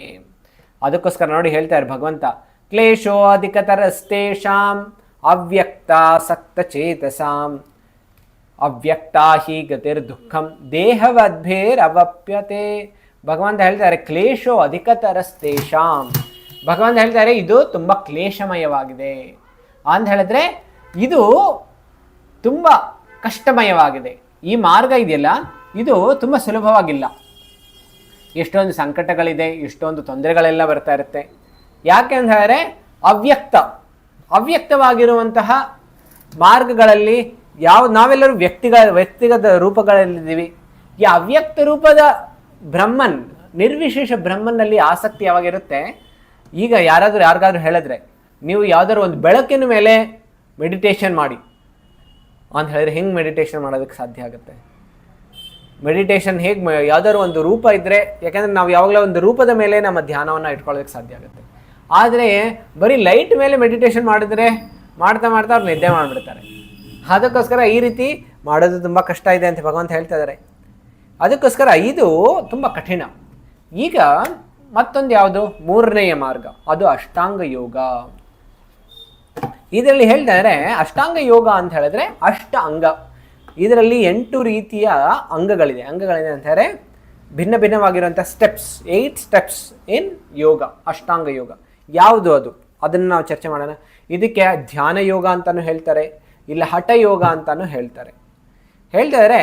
ಇದನ್ನು ಏನು ಮಾಡ್ತಾರೆ ಅಂತ ಹೇಳಿದ್ರೆ, ಯಾರು ತಮ್ಮ ಮನಸ್ಸು ಮತ್ತು ಇಂದ್ರಿಯಗಳನ್ನು ತುಂಬ ಕಠಿಣವಾಗಿ ಅದನ್ನು ನಿಯಂತ್ರಣ ಮಾಡಿಕೊಂಡು ಅವರ ಮನಸ್ಸನ್ನು ಭಗವಂತನಲ್ಲಿ ಚಿಂತನೆ ಮಾಡೋದ್ರಲ್ಲಿ ಹಾಕ್ತಾರೆ. ಈ ಯೋಗದ ಮಾರ್ಗ ಇದೆಯಲ್ಲ, ಇದು ತುಂಬ ಕಠಿಣವಾಗಿರುವಂಥದ್ದು. ಅದನ್ನು ಅಷ್ಟಾಂಗ ಯೋಗ ಅಂತ ಹೇಳ್ತಾರೆ. ಅಷ್ಟಾಂಗ ಯೋಗದಲ್ಲಿ 8 ಸ್ಟೆಪ್ಸ್ ಇದೆ ನೋಡಿ. ಹೇಳ್ತಾರೆ ಧ್ಯಾನ ಪ್ರಕ್ರಿಯೆಯಲ್ಲಿ ಒಬ್ಬರು ಮುಂದುವರೆದಂತೆ ಅಂತಿಮವಾಗಿ ಒಬ್ಬರು ಭಗವಂತನಲ್ಲಿ ತಲ್ಲೀನತೆಯಾಗನ್ನು ಸಾಧಿಸುತ್ತಾನೆ. ಆದರೆ ಈ ಪದ್ಧತಿ ಅತಿ ಕಠೋರವಾಗಿದೆ, ಕಷ್ಟಪ್ರದವಾಗಿದೆ ಮತ್ತು ಶಿಸ್ತುಬದ್ಧವಾಗಿದೆ. ಇವರು ಅಷ್ಟಾಂಗ ಯೋಗವನ್ನು ಪಾಲನೆ ಮಾಡೋದಕ್ಕೆ ಅವ್ರು ಎಲ್ಲಿಗೆ ಹೋಗಬೇಕಾಗತ್ತೆ? ಅವರು ಅರಣ್ಯಕ್ಕೆ ಹೋಗಬೇಕಾಗತ್ತೆ.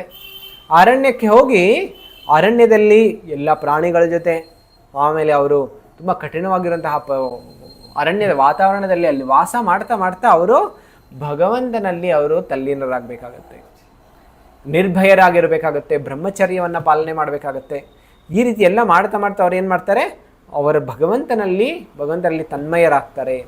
ಈ ಅಷ್ಟಾಂಗ ಯೋಗದ 8 ಮೆಟ್ಟಿಲುಗಳಿಲ್ಲ. ಯಾವುದು ಅಂತ ಹೇಳಿದ್ರೆ ಯಮ, ನಿಯಮ, ಆಸನ, ಪ್ರಾಣಾಯಾಮ, ಪ್ರತ್ಯಾಹಾರ, ಧಾರಣ, ಧ್ಯಾನ ಮತ್ತು ಸಮಾಧಿ. ಯಮ ನಿಯಮ ಅಂತ ಹೇಳಿದ್ರೆ ಡೂಸ್ ಆ್ಯಂಡ್ ಡೋಂಟ್ಸ್, ವಿಧಿ ಮತ್ತು ನಿಷೇಧ. ಯಾವುದು ವಿಧಿಗಳನ್ನು ಪಾಲನೆ ಮಾಡಬೇಕು, ಯಾವುದು ಶಾಸ್ತ್ರ ನಿಷೇಧಗಳನ್ನು ಪಾಲನೆ ಮಾಡಬಾರ್ದು. ಈ ರೀತಿಯಾಗಿ ಅವರೆಲ್ಲರೂ ತುಂಬ ನಿಯಮಬದ್ಧವಾಗಿರಬೇಕು. ಆಮೇಲೆ ಆಸನದಿಂದ ಶರೀರ ಸ್ವಸ್ಥವಾಗಿರುತ್ತೆ. ಪ್ರಾಣಾಯಾಮದಿಂದ ಅವರ ಶ್ವಾಸ ಸರಿಯಾಗಿರುತ್ತೆ. ಪ್ರತ್ಯಾಹಾರದಿಂದ ಏನಾಗುತ್ತೆ, ಅವರು ಎಲ್ಲ ಇಂದ್ರಿಯಗಳನ್ನು ಬಾಹ್ಯ ಪ್ರಪಂಚದಿಂದ ಹಿಡಿದಿಟ್ಕೊಳ್ತಾರೆ. ಆಮೇಲೆ ಅವರು ಭೌತಿಕ ಸಂಸಾರದಲ್ಲಿ ಅವರ ಇಂದ್ರಿಯಗಳನ್ನು ಬಿಡೋದಿಲ್ಲ. ಆಮೇಲೆ ಅದನ್ನು ಎಲ್ಲಿಗೆ ಹಾಕ್ತಾರೆ, ಭಗವಂತನಲ್ಲಿ ತಲ್ಲೀನರಾಗೋದಕ್ಕೆ ಹಾಕ್ತಾರೆ. ಆಗ ಅದನ್ನು ಧಾರಣ ಆಗುತ್ತೆ. ಧಾರಣ ಅಂತ ಹೇಳಿದ್ರೆ ಭಗವಂತನನ್ನು ಅವರ ಚಿತ್ತದಲ್ಲಿ ಇರಿಸ್ಕೊಳ್ಳೋದು. ಅದಾದಮೇಲೆ ಧ್ಯಾನ. ಯಾವಾಗ ಧಾರಣ ಮುಂದುವರಿಯುತ್ತೆ ಅದು ಧ್ಯಾನವಾಗುತ್ತೆ. ಧ್ಯಾನ ಯಾವಾಗ ಇನ್ನೂ ಹೆಚ್ಚು ಮುಂದುವರಿಯುತ್ತೆ ಆಗ ಅದು ಸಮಾಧಿಯಲ್ಲಿ ಹೋಗುತ್ತೆ. ಈ ರೀತಿ 8 ಮೆಟ್ಟಿಲುಗಳು ಅಷ್ಟಾಂಗ ಯೋಗದಲ್ಲಿ ಇದೆ ನೋಡಿ. ಹೇಳ್ತಾರೆ ಈ ಅಷ್ಟಾಂಗ ಯೋಗದಲ್ಲಿ ಯಾರು ಈ 8 ಮೆಟ್ಟಿಲುಗಳಲ್ಲಿ ಮುಂದೆ ಹೋಗ್ತಾ ಇರ್ತಾರೆ ಅವರು ತುಂಬ ಉನ್ನತ ಸ್ಥಾನಗಳಲ್ಲಿ ಏರ್ತಾ ಇರ್ತಾರೆ. ಅವರ ಸ್ಥಾನಗಳಲ್ಲಿ ಅವ್ರು ಏರ್ತಾ ಏನಾಗುತ್ತೆ ಅಂತ ಹೇಳಿದ್ರೆ ನೋಡಿ, ಹೇಳ್ತಾ ಇದ್ದಾರೆ ಅವರು ಸ್ವ ಇಚ್ಛೆಯಂತೆ ಬ್ರಹ್ಮರಂಧ್ರದಿಂದ, ಅಂದರೆ ತಲೆಬುರುಡಿಯ ಮೇಲಿನ ಭಾಗದಲ್ಲಿ ಒಂದು ಚಿಕ್ಕ ಛಿದ್ರದಿಂದ ಬ್ರಹ್ಮಾಂಡದ ಯಾವುದೇ ಭಾಗವನ್ನು ಅವರು ಪ್ರವೇಶ ಮಾಡಬಹುದು ನೋಡಿ. ಆ ಬ್ರಹ್ಮರಂಧ್ರದಿಂದ ಈ ಬ್ರಹ್ಮಾಂಡದಲ್ಲಿ ಎಲ್ಲಿ ಬೇಕಾದರೂ ಅವ್ರು ಹೋಗ್ಬಿಡ್ಬೋದು. ಅಂದರೆ ಅಷ್ಟೊಂದು ಶಕ್ತಿ ಬರುತ್ತೆ ಅವ್ರಿಗೆ. ಯಾಕಂದರೆ ಅವರ ಹಠಯೋಗ, ಅಷ್ಟಾಂಗ ಯೋಗದಿಂದ ಅವ್ರು ಏನು ಮಾಡ್ತಾರೆ, ಅವರ ಶಕ್ತಿಯನ್ನು ಅವರು ಜಾಗೃತ ಮಾಡಿಸ್ಕೊಂಡು ಅವರು ಮುಂದೆ ಅವರ ಆಧ್ಯಾತ್ಮಿಕ ಜಗತ್ತಿನಲ್ಲಿ ಅವರು ಬೇಕಾದ್ರೆ ಪ್ರವೇಶ ಮಾಡ್ಬೋದು, ಇಲ್ಲ ಭೌತಿಕ ಜಗತ್ತಿನಲ್ಲಿ ಯಾವುದಾದ್ರೂ ಎಲ್ಲ ಬೇಕಾದ್ರೆ ಅವರು ಪ್ರವೇಶ ಮಾಡಿಬಿಡ್ಬೋದು. ಈ ರೀತಿ ಮಾಡೋದ್ರಿಂದ ಅವ್ರಿಗೆ ಅದಷ್ಟೇ ಅಲ್ಲ, ಈ ಭೌತಿಕ ಜಗತ್ತಿನಲ್ಲಿ ಅವರು ಅಭ್ಯಾಸ ಮಾಡ್ತಾ ಇರೋಗ್ಲೂ ಅವ್ರಿಗೆ ಒಂದು ಕ್ಷಣದಲ್ಲಿ ಅವರಿಗೆ ಎಷ್ಟೊಂದು ಸಿದ್ಧಿಗಳು ಬಂದ್ಬಿಡುತ್ತೆ, ಸಿದ್ಧಿಗಳು ಬಂದ್ಬಿಡುತ್ತೆ. ಯಾವೆಲ್ಲ ಅಭೋಗವಾದಂಥ ಶಕ್ತಿಗಳು ಬರುತ್ತೆ.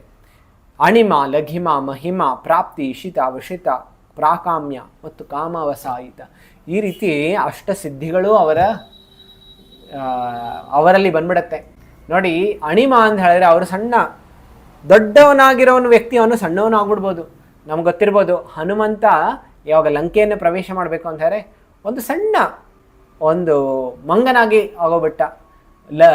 ಮಹಿಮಾ ಅಂತ ಹೇಳಿದ್ರೆ ತುಂಬ ದೊಡ್ಡವನಾಗೋಗ್ಬಿಡೋದು ಹನುಮಂತ. ಅದೇ ರೀತಿ ಅವನು ಯಾವಾಗ ಸಮುದ್ರವನ್ನು, ಲಂಕೆಗೆ ಹೋಗಬೇಕು ಅಂದರೆ ಸಮುದ್ರವನ್ನು ಪಾರು ಮಾಡೋದಕ್ಕೋಸ್ಕರ ಅವನ ಶರೀರದ ಗಾತ್ರವನ್ನು ಅವನು ಹೆಚ್ಚು ಮಾಡಿಕೊಂಡ. ಈ ರೀತಿ ಹನುಮಂತನಲ್ಲಿ ಎಲ್ಲ ರೀತಿಯ ಸಿದ್ಧಿಗಳು ಇತ್ತು. ಆದರೆ ಆ ಹನುಮಂತ ಏನಾಗಿದ್ದ? ರಾಮನ ಭಕ್ತನಾಗಿದ್ದ.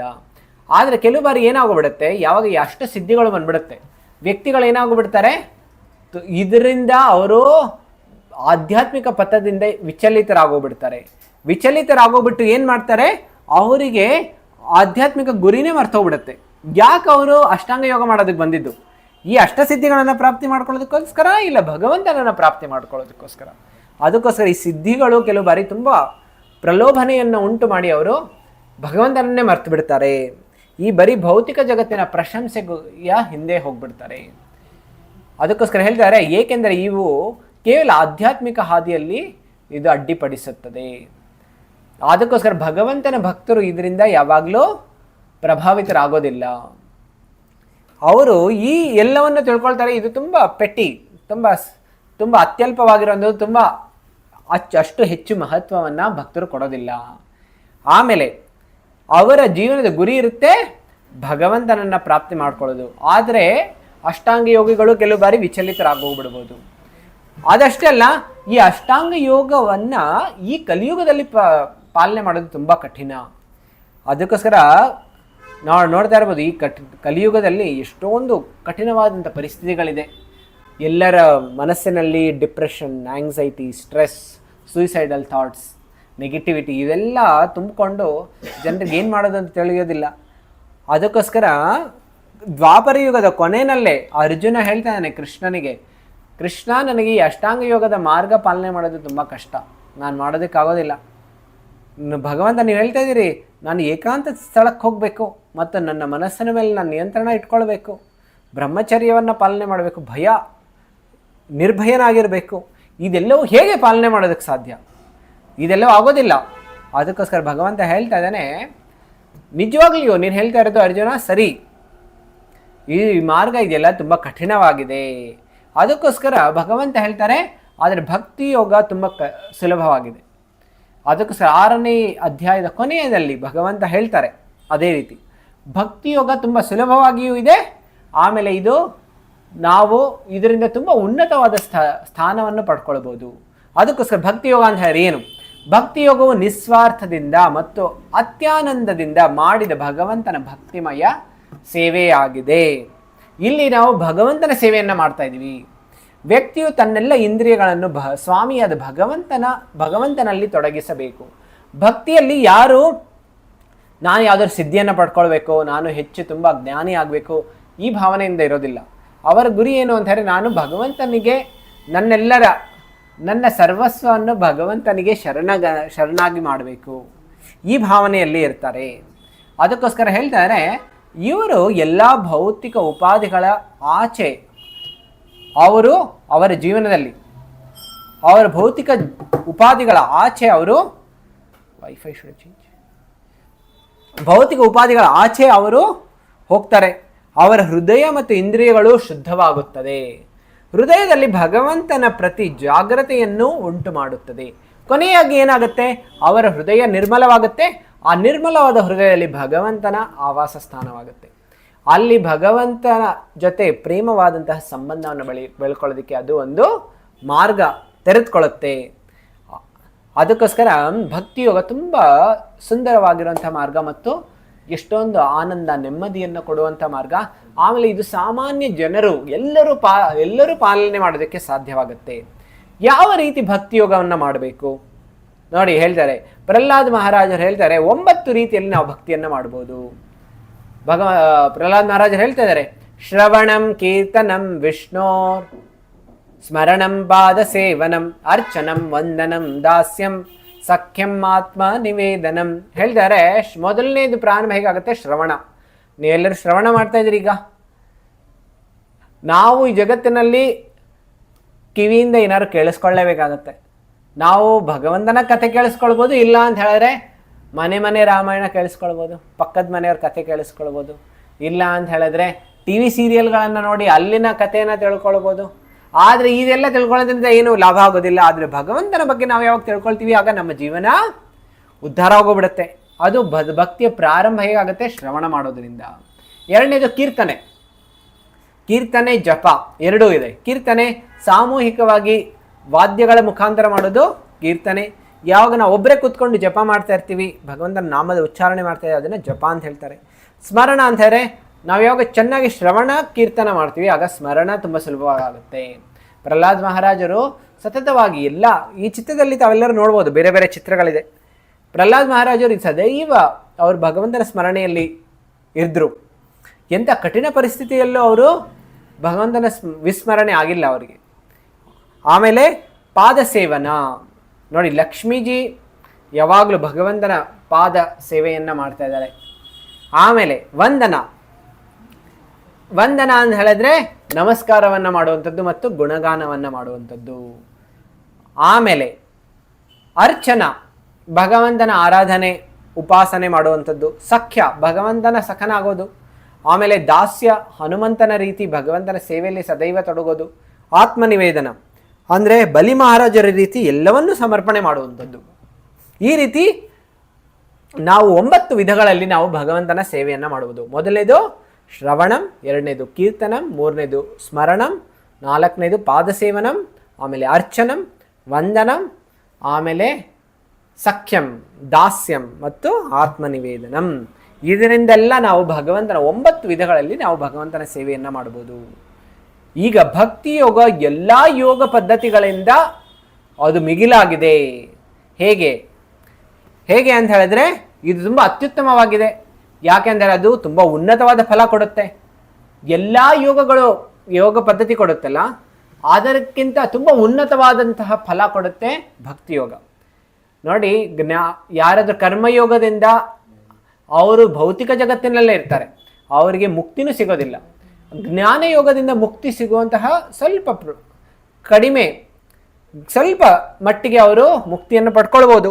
ಅಷ್ಟಾಂಗ ಯೋಗದಿಂದ ಬೇರೆ ಬೇರೆ ಲೋಕಗಳಿಗೆ ಅವರು ಸಂಚಾಲನೆ ಮಾಡ್ಬೋದು, ಅಷ್ಟಸಿದ್ಧಿಗಳನ್ನು ಪ್ರಾಪ್ತಿ ಮಾಡ್ಕೊಳ್ಳೋದು. ಆದರೆ ಬರೀ ಭಕ್ತಿಯೋಗದಿಂದ ಮಾತ್ರ ಭಗವಂತನ ವೈಕುಂಠ ಧಾಮಕ್ಕೆ ಹೋಗೋದಕ್ಕೆ ಸಾಧ್ಯ ಆಗುತ್ತೆ. ಆಮೇಲೆ ತುಂಬ ಕಡಿಮೆ ಸಮಯ. ಜ್ಞಾನ ಮಾರ್ಗದಲ್ಲಿ ಅಷ್ಟಾಂಗ ಯೋಗದಲ್ಲಿ ಎಷ್ಟೊಂದು ಲಕ್ಷಾಂತರ ವರ್ಷಗಳು ಅವರು ತಪಸ್ಸೆ ಮಾಡಬೇಕಾಗತ್ತೆ. ಆದರೆ ಭಕ್ತಿಯೋಗದಿಂದ ಅವರು ತುಂಬ ಸುಲಭವಾಗಿ ಒಂದೇ ಜನ್ಮದಲ್ಲಿನೂ ಅವ್ರು ಭಗವಂತನ ಪ್ರಾಪ್ತಿ ಮಾಡ್ಕೊಳ್ಬೋದು. ಆಮೇಲೆ ಭಕ್ತಿಯೋಗ ಮಾಡೋದಕ್ಕೆ ಅವ್ರು ಯಾವುದೇ ರೀತಿಯ ಅರ್ಹತೆಗಳು ಹಿಂದೆ ಇಟ್ಕೊಳ್ಬೇಕು ಅನ್ನೋಂಥದ್ದಿಲ್ಲ. ಆಮೇಲೆ ತುಂಬ ಸುಲಭವಾಗಿಯೂ ಅವರು ಭಕ್ತಿಯೋಗ ಮಾಡ್ಬೋದು. ಈ ರೀತಿ 4: ಒಂದು ಉನ್ನತವಾದಂಥ ಫಲ, ಎರಡನೇದು ಕಡಿಮೆ ಸಮಯ, ಮೂರನೇದು ಯಾವುದೇ ರೀತಿಯ ಅರ್ಹತೆಗಳು ಬೇಡ ಮತ್ತು ತುಂಬ ಕಡಿಮೆ ಪ್ರಯಾಸ. ಆಮೇಲೆ ಭಕ್ತಿಯೋಗ ಎಲ್ಲ ಸಮಯದಲ್ಲೂ ಮಾಡ್ಬೋದು. ಭಕ್ತಿಯೋಗ ಮಾಡಬೇಕು ಅಂತ ಹೇಳಿದ್ರೆ ಇದೇ ಸಮಯದಲ್ಲಿ ಮಾಡಬೇಕು, ಅದೇ ಸಮಯದಲ್ಲಿ ಮಾಡಬೇಕು ಅನ್ನೋಂಥದ್ದಿಲ್ಲ. ಒಬ್ಬ ಸಣ್ಣ ಬಾಲಕನಾಗಿದ್ದಾಗ, ತಾಯಿಯ ಗರ್ಭದಲ್ಲಿದ್ದಾಗಲೂ ಭಕ್ತಿ ಮಾಡ್ಬೋದು. ಯಾರಾದ್ರು ಉದಾಹರಣೆ ಇದೆಯಾ ತಾಯಿಯ ಗರ್ಭದಲ್ಲಿ ಭಕ್ತಿ ಮಾಡಿರೋರು? ಪರೀಕ್ಷಿತ್ ಮಹಾರಾಜರು, ಪ್ರಹ್ಲಾದ್ ಮಹಾರಾಜರು. ಆಮೇಲೆ ಬಾಲ್ಯಾವಸ್ಥೆಯಲ್ಲಿ ಮಾಡಿರೋದು ಪ್ರಹ್ಲಾದ್ ಮಹಾರಾಜ್ ಇದ್ದಾರೆ ಮತ್ತು ಧ್ರುವ ಮಹಾರಾಜರು ಇದ್ದಾರೆ. ಆಮೇಲೆ ಸಾವಿನ ದವಡೆಯಲ್ಲಿ ಅಂದರೆ ಇನ್ನು ಕೆಲವೇ ಕ್ಷಣಗಳಲ್ಲಿ ಅವರು ಸಾವಿನಪ್ಪಬೇಕಾಗಿತ್ತು. ಆಗ ಅವ್ರ ಅಜಾಮಿಳ ಅಂತಹ ವ್ಯಕ್ತಿನೂ ಕೊನೆಯಲ್ಲೂ ಅವ್ರಿಗೆ ಭಕ್ತಿ ಪ್ರಾಪ್ತಿ ಮಾಡ್ಕೊಂಡು ಸಾಧ್ಯ ಆಯಿತು. ಆಮೇಲೆ ಪಶು ಇಲ್ಲ ಪ್ರಾಣಿ ಆದಾಗ ಗಜೇಂದ್ರ ಇಲ್ಲ ಜಟಾಯು, ಇವರಿಂದನೂ ಅವರು ಭಗವಂತನ ಪ್ರಾಪ್ತಿ ಮಾಡ್ಕೊಳ್ಳೋದಕ್ಕೆ ಸಾಧ್ಯ ಆಯಿತು. ಆಮೇಲೆ ಬಹಳ ಕಠಿಣವಾಗಿರುವಂಥ ಸಮಯದಲ್ಲಿ ದ್ರೌಪದಿನೂ ಅಷ್ಟೇ ಏನು ಮಾಡ್ತಾ ಇದ್ಲು, ತುಂಬ ಕಠಿಣವಾಗಿರುವಂಥ ಸ್ಥಿತಿನಲ್ಲಿ ಯಾವಾಗ ವಸ್ತ್ರಾಪರಣ ಆಗ್ತಾಯಿತ್ತು ಆಗಲೂ ಅವಳು ಭಗವಂತನನ್ನು ಕರೆದ್ರು. ಸಾವು ಬರೋಕ್ಕಿಂತ ಮುಂಚೆ ಪರೀಕ್ಷಿತ್ ಮಹಾರಾಜರು, ಆಗಲೂ ಅವರು ಭಗವಂತನ ಭಕ್ತಿ ಮಾಡ್ಬೋದಕ್ಕೆ.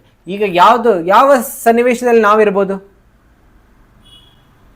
ನಾವು ಯಾರು ತಾಯಿಯ ಗರ್ಭದಲ್ಲಿ ಇಲ್ಲ ಈಗ, ಯಾಕೆಂದರೆ ಅಂಥವ್ರು ಇನ್ನೂ ಜಾಯ್ನ್ ಆಗಿರೋದಿಲ್ಲ. ಬಾಲ್ಯಾವಸ್ಥೆನಲ್ಲೂ ತುಂಬ ಕಡಿಮೆ ಜನ ಅಂತ ತಿಳ್ಕೊಳ್ತೀವಿ. ಜಾಸ್ತಿ ಅಂತ ಹೇಳಿದ್ರೆ ನಾವು ಸಾವು ಬರೋಕ್ಕಿಂತ ಮುಂಚೆ, ಯಾವಾಗ ಸಾವು ಬರುತ್ತೆ ಅಂತ ಗೊತ್ತಿಲ್ಲ ನಮಗೆ. ಆಮೇಲೆ ಸಾವಿನ ದವಡೆಯಲ್ಲೂ ಕೆಲವರು ಯಾರಾದರೂ ಇದ್ದೇ ಇರ್ಬೋದು. ಆಮೇಲೆ ಕೆಲವು ಜೀವನದಲ್ಲಿ ಯಾರಿಗಾರು ತುಂಬ ಕಠಿಣವಾದ ಪರಿಸ್ಥಿತಿ ಇರ್ಬೋದು. ಈ ಅಂತ ಹೇಳಿದ್ರೆ ಪಶು ಪ್ರಾಣಿ ಅಂತೂ ಯಾರೂ ಇರೋದಿಲ್ಲ.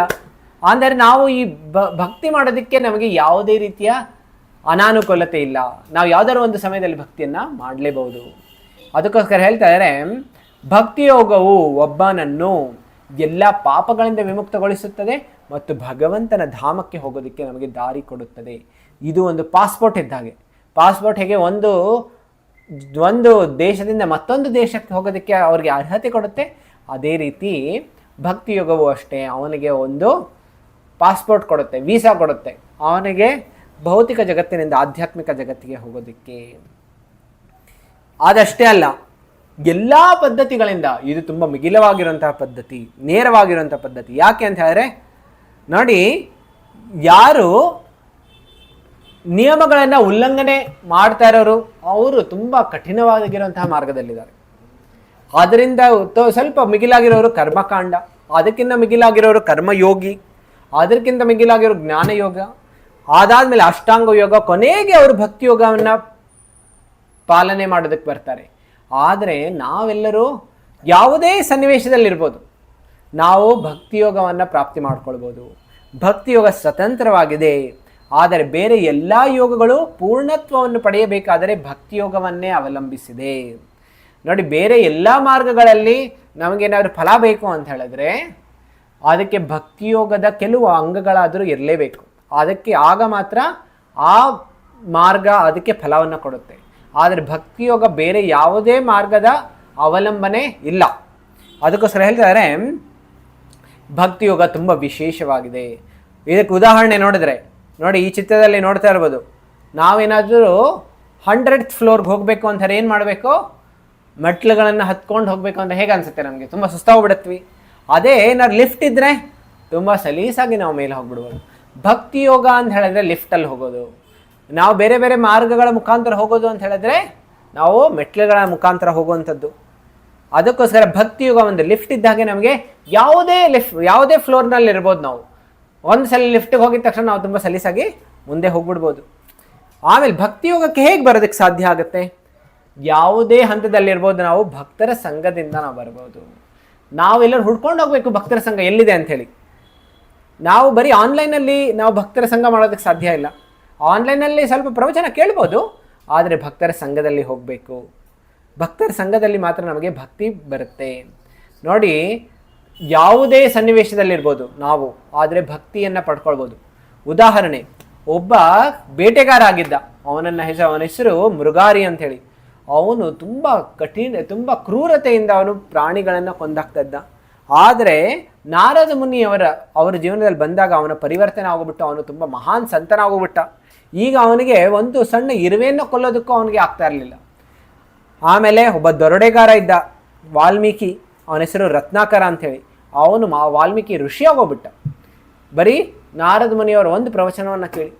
ಹೀಗೆ ಅವರು ತುಂಬ ಮಹಾನ್ ಸಂತರು ಆಗೋಗ್ಬಿಡ್ಬೋದು ಯಾವಾಗ ಭಕ್ತರ ಸಂಘದಲ್ಲಿ ಬರ್ತಾರೆ. ಇವನು ಕರ್ಮಕಾಂಡಿಯ ರಾಜ, ಪ್ರಾಚೀನ ಬರ್ಹಿಷತ್ ಅಂತ ತುಂಬ ದೊಡ್ಡ ರಾಜ ಆಗಿದ್ದವನು. ಆಗ ನಾರದ ಮುನಿಯವರ ಸಂದರ್ಶನದಿಂದ ಅವನ ಜೀವನದಲ್ಲಿ ಪರಿವರ್ತನೆ ಆಗ್ಬಿಟ್ಟು ಅವನು ದೊಡ್ಡ ಮಹಾನ್ ಭಕ್ತನಾಗೋಗ್ಬಿಟ್ಟ.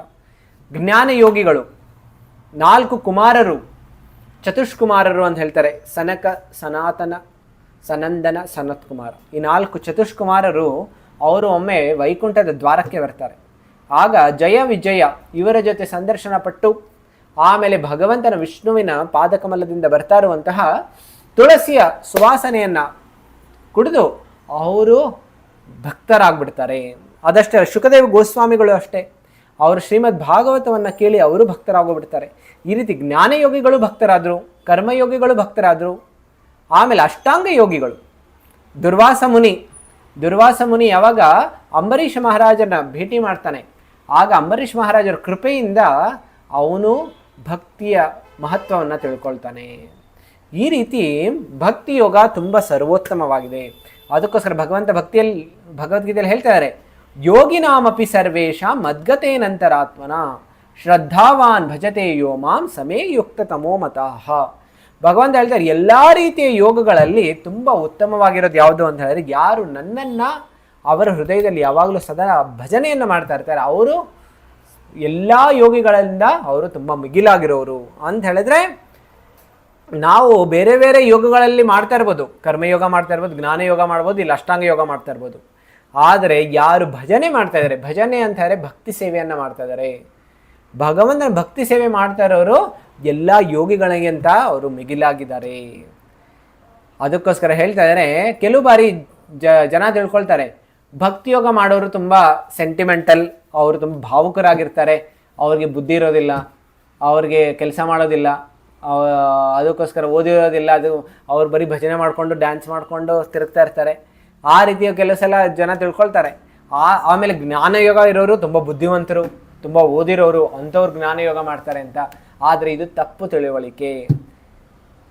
ಅದಕ್ಕೋಸ್ಕರ ಭಗವಂತ ಭಗವದ್ಗೀತೆಯಲ್ಲಿ ಹೇಳ್ತಾರೆ, ಬಹುನಾಂ ಜನ್ಮನಾಮಂತೆ ಜ್ಞಾನವಾನ್ ಮಾಂ ಪ್ರಪದ್ಯತೆ ವಾಸುದೇವ ಸರ್ವಮಿತಿ ಸ ಮಹಾತ್ಮ ಸುದುರ್ಲಭ. ಬಹುನಾಂ ಜನ್ಮನಾಮಂತೆ, ಯಾರು ತುಂಬ ಬಹು ಜನ್ಮಗಳನ್ನು ಮಾಡಿ ಮಾಡಿ ಮಾಡಿ ಜ್ಞಾನಯೋಗವನ್ನು ಮಾಡಿ ಅವರು ಕೊನೆಗೆ ನಿರ್ಣಯಕ್ಕೆ ಬರ್ತಾರೆ ವಾಸುದೇವ ಸರ್ವಂ, ಅಂದರೆ ಆ ಕೃಷ್ಣ ಪರಮಾತ್ಮ ವಿಷ್ಣು ಅವನೇ ಮಿಗಿಲು ಅಂತ ಹೇಳಿ ಯಾರು ನಿರ್ಣಯಕ್ಕೆ ಬರ್ತಾರೆ ಅವರು ಆ ಭಗವಂತನ ಭಕ್ತಿ ಸೇವೆಯಲ್ಲಿ ತೊಡಗ್ತಾರೆ. ಅಂತಹ ವ್ಯಕ್ತಿ ತುಂಬ ವಿರಳ ಅಂತ ಹೇಳ್ತಾ ಇದ್ದಾರೆ.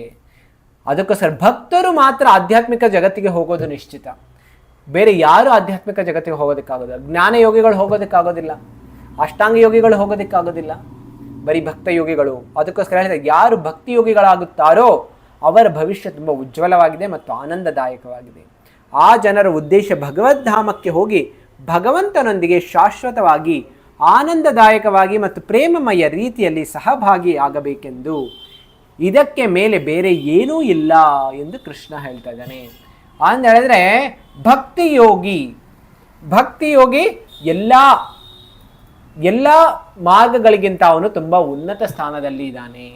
ಇದರಿಂದ ಏನಾಗುತ್ತೆ, ಅವನು ಭಗವಂತನ ಧಾಮದಲ್ಲಿ ಹೋಗಿ ಭಗವಂತನ ಜೊತೆ ಶಾಶ್ವತವಾದಂಥ ಸಂಬಂಧದಲ್ಲಿ ಅವನು ತೊಡಗಿರ್ತಾನೆ. ಮತ್ತು ಅದಷ್ಟೇ ಅಲ್ಲ, ಅವನು ಪ್ರೇಮಮಯವಾಗಿರುವಂತಹ ಲೀಲೆಗಳಲ್ಲಿ ಅವನು ಪ್ರವೇಶವನ್ನು ಪ್ರಾಪ್ತಿ ಮಾಡ್ಕೊಳ್ತಾನೆ. ಅದಕ್ಕೋಸ್ಕರ ಭಕ್ತಿ ಮಾರ್ಗ ತುಂಬ ಉನ್ನತವಾಗಿದೆ. ಅದಷ್ಟೇ ಅಲ್ಲ, ಅದು ತುಂಬ ಸುಲಭವಾಗಿಯೂ ಇದೆ. ಕಲಿಯುಗದಲ್ಲಿ ಬೇರೆ ಯಾವ ಮಾರ್ಗಗಳು ಆಗೋದಿಲ್ಲ.